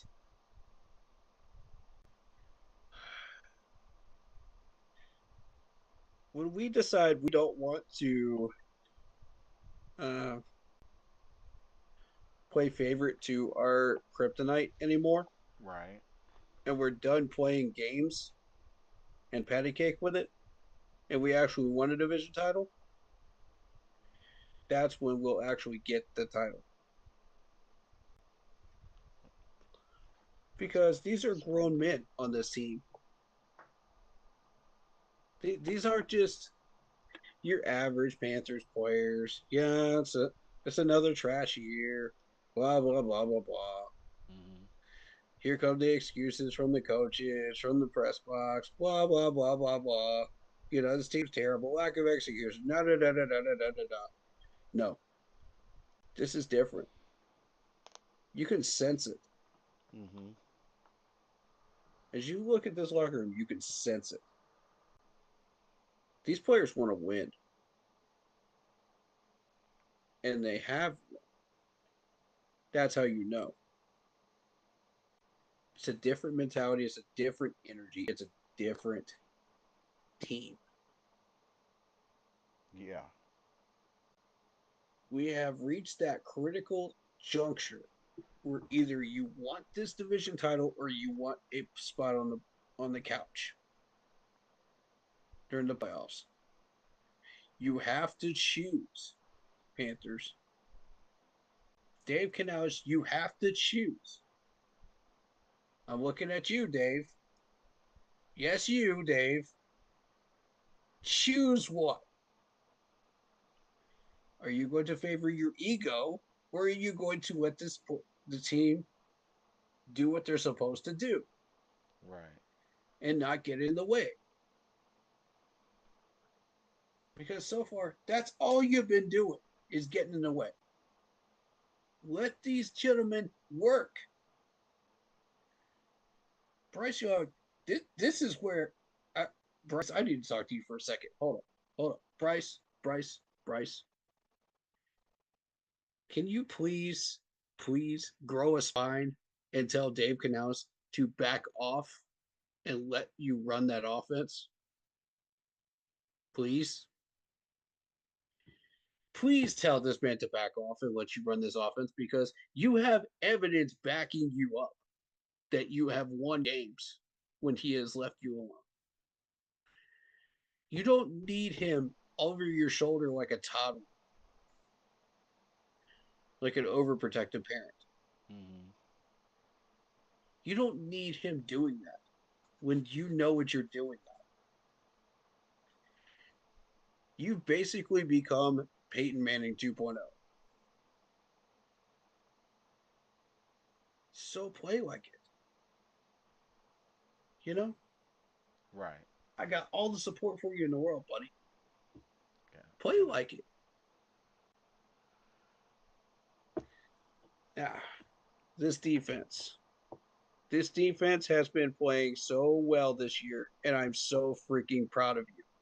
You guys have played over your head so much this year and had to carry this team. And I'm asking you to do it 3 more times. yep. Got 3 games left. Yep. 3 more times. We'll see about the playoffs once we get there. But that's if we get there. Right. But I'm asking you guys to do this 3 more times. That's it. Can I count on you, gentlemen, to pull this off 3 more times? The work is not done. You can think about your vacations and your trip to Cancun after you get done working, guys. Yeah, after the job's done. 3 more times. That's all I need you for. Can I count on you? Don't worry about a gyro. Can I count on you? Because you guys have been played so hard and working your butts off and putting everything onto this field. Right. And Sam Mills will be so proud of you guys had he been here today. Shoot, I'm proud of you. We're all proud of you. You know, even Nick Scott, who's played really well in run defense, who we need to put in run packages instead of pass packages, by the way. I meant to mention that earlier. But I'm proud of all of you. You have heart. You have guts. You have determination. You have the heart of a panther. Mm-hmm. And I told you I would let you know if I saw it.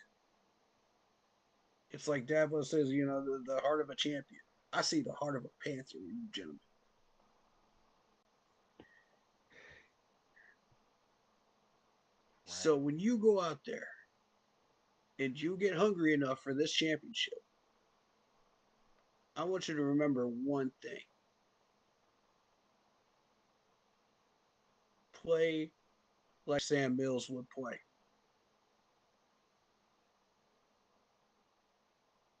Play with the heart of a panther. Got to. Do what you know you can do.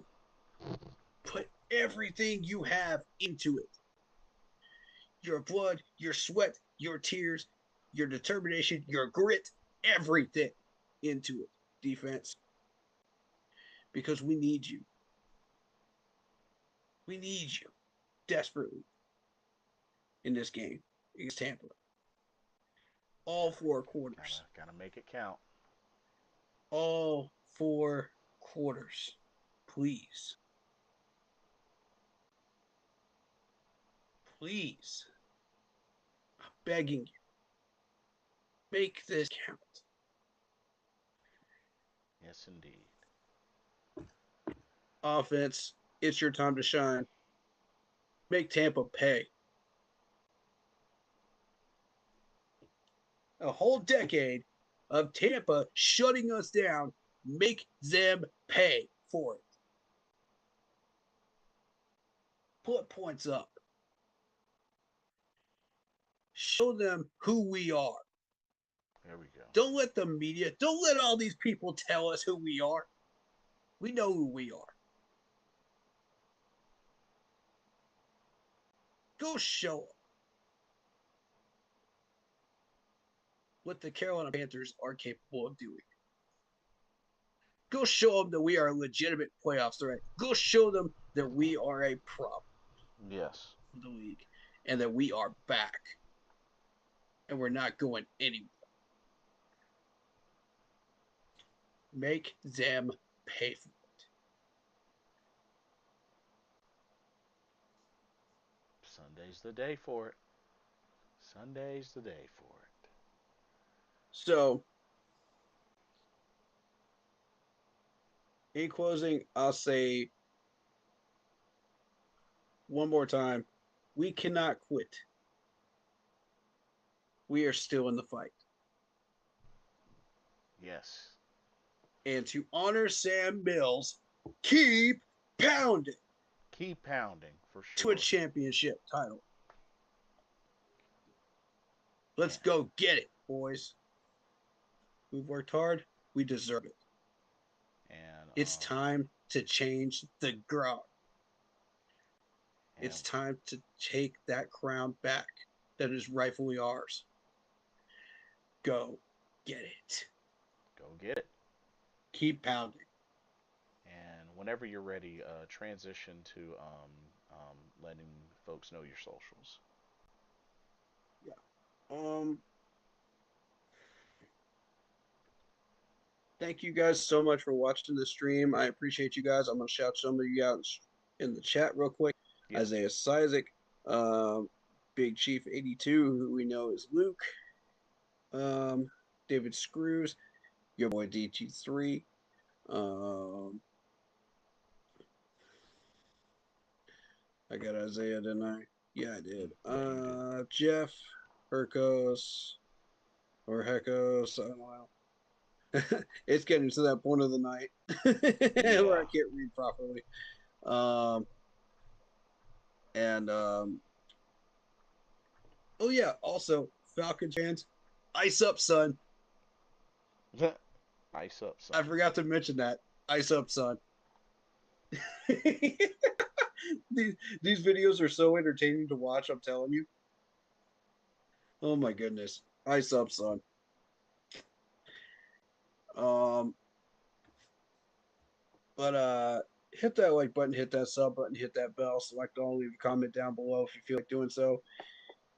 Uh, and don't forget to check out the Facebook group page. Keep pounding in all caps for in-game posts, polls, opinions, and reactions to NFL news, such as scheduling for the channel and for the Yahoo Sports app. Keep pounding Fantasy Football League. Uh, for those on YouTube, if you like the intro you see on your screen, go check out Lindara Ty on Instagram. Using her last name first, Ty, T-A-I, dot Lindara, Lindara, for videos, panels, etc. to upgrade your streaming experience if you're a streamer creating content. Um, for those watching on Twitch, thank you guys so much for joining us. If you are on Twitch, my YouTube channel is Keep Pounding 3869 Mm-hmm. for Carolina Panthers content. Again, that's Keep Pounding 3869.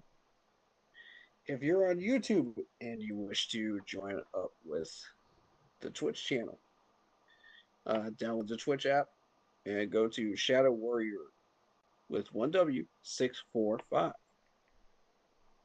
Shadow Warrior with 1W645. That's also my gamer tag. Make sure to check out Monster Sub and Grub out in Spartanburg, South Carolina if you want to get yourself a tasty sub on game day Mm-hmm. and you're in South Carolina. Go get yourself a tasty, delicious sub. We both streamed out there in that restaurant. Yes, we The owner's a did. Panthers fan. He will help you out and hook you up. Of course, you got to pay for your own sub and your own food, but hey, he's awesome to talk to, and we love him. Tell him we sent you. Yeah, it'll be worth it. Yeah. Um, Also, check out Vinny's Pizza out in Duluth, Georgia, out in enemy territory in Atlanta, in the Falcons territory, Mm. the choke artist territory. I But hey, good. had to get my my chokes in there. But hey, good food is good food. Yeah, yeah. Vinny's Pizza is amazing. Go check it out. It's best pizza you'll ever put in your mouth, for real. Um,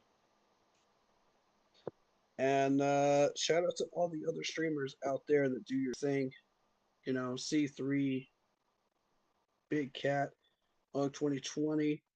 You got Pat Coltrane out there. You got Black Cat Panther Podcast. Some of these guys I've already met. They're amazing people. Four Man Rush. I haven't mentioned that before. There you go. But yeah, shout out to all of the streamers doing their thing out there. Blitzball Champ, who you're listening to right now, Yes, yes. and Carolina Bleeding Blue podcast. How is Mr. Carolina doing? He's By the been way, doing he's been doing good. I know the last game he watched, the Saints game, he actually watched it with his wife. So yeah. mm, mm. I know he was royally pissed off at that one. Yeah. Yeah, it's a good thing you guys didn't hear from him on stream then. Yeah. Those that He would have been going off.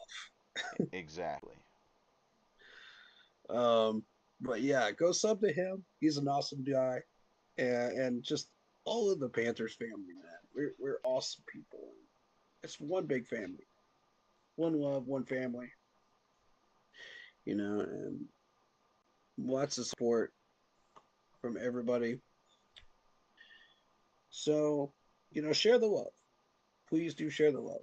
Don't just stick with us. No. Plus, we do gaming streams as well. I did one earlier. Blitz, I does one every now and then. Yeah, But yeah, go check those out, man. We'll be putting some content out, so hit the bell so you don't miss that. If you're into that stuff. Um, prayer requests and good vibe requests. We do those when we're not uh, reacting to the Panthers games. So please do request those, and we'll stop content and we'll do that for you. indeed, Even if indeed. you're not a believer, good vibe requests are awesome too. We welcome those. Um, but it's our way of giving back and helping people. You know, you guys support us, and we love helping you. So, Indeed. um, Sam Mills, it's an honor. I'm happy to continue this tradition for you forever and always, man. Keep pounding. Keep pounding. Um, I think that's yeah. Thank you for all the new subs, all the new followers, all the new likes. Even if you're a worker, thank you. We appreciate you. You're supporting the cause. Indeed. You know, I work all the time, so I'm happy to do that to welcome you guys here. All 32 teams fans, if you're new, we support healthy debating. We support all kinds of other things. So welcome, welcome, welcome. We hope you return. Absolutely. Very well. Very well. Um, but yeah, I think that's pretty much got it, right? Yeah. Yeah. But yeah. Um, Thank y'all so much for coming out tonight. Like I said, keep pounding. We're gonna get through this. Be sure to come on back through Sunday, and let's get this win over Tampa Bay. Um, I'll let you guys know through the Facebook post where we're going to be sitting at and through the live stream on the way up cool deal. to the stadium, so you Sound guys can come say hi to us. Please do.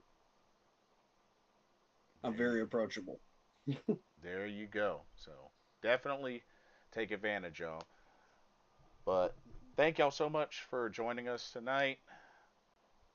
It's been fun and back to the grind. And we look forward to seeing everybody Sunday. Let's go get this win. Let's keep the playoff hopes alive. Let's get back on track and get this division title. But until then, it's been myself, Blitzball champ Jason Ingram, and Keep out. we will see y'all on Sunday and also on the next video and our live stream. Y'all be safe, keep pounding. We will see y'all soon.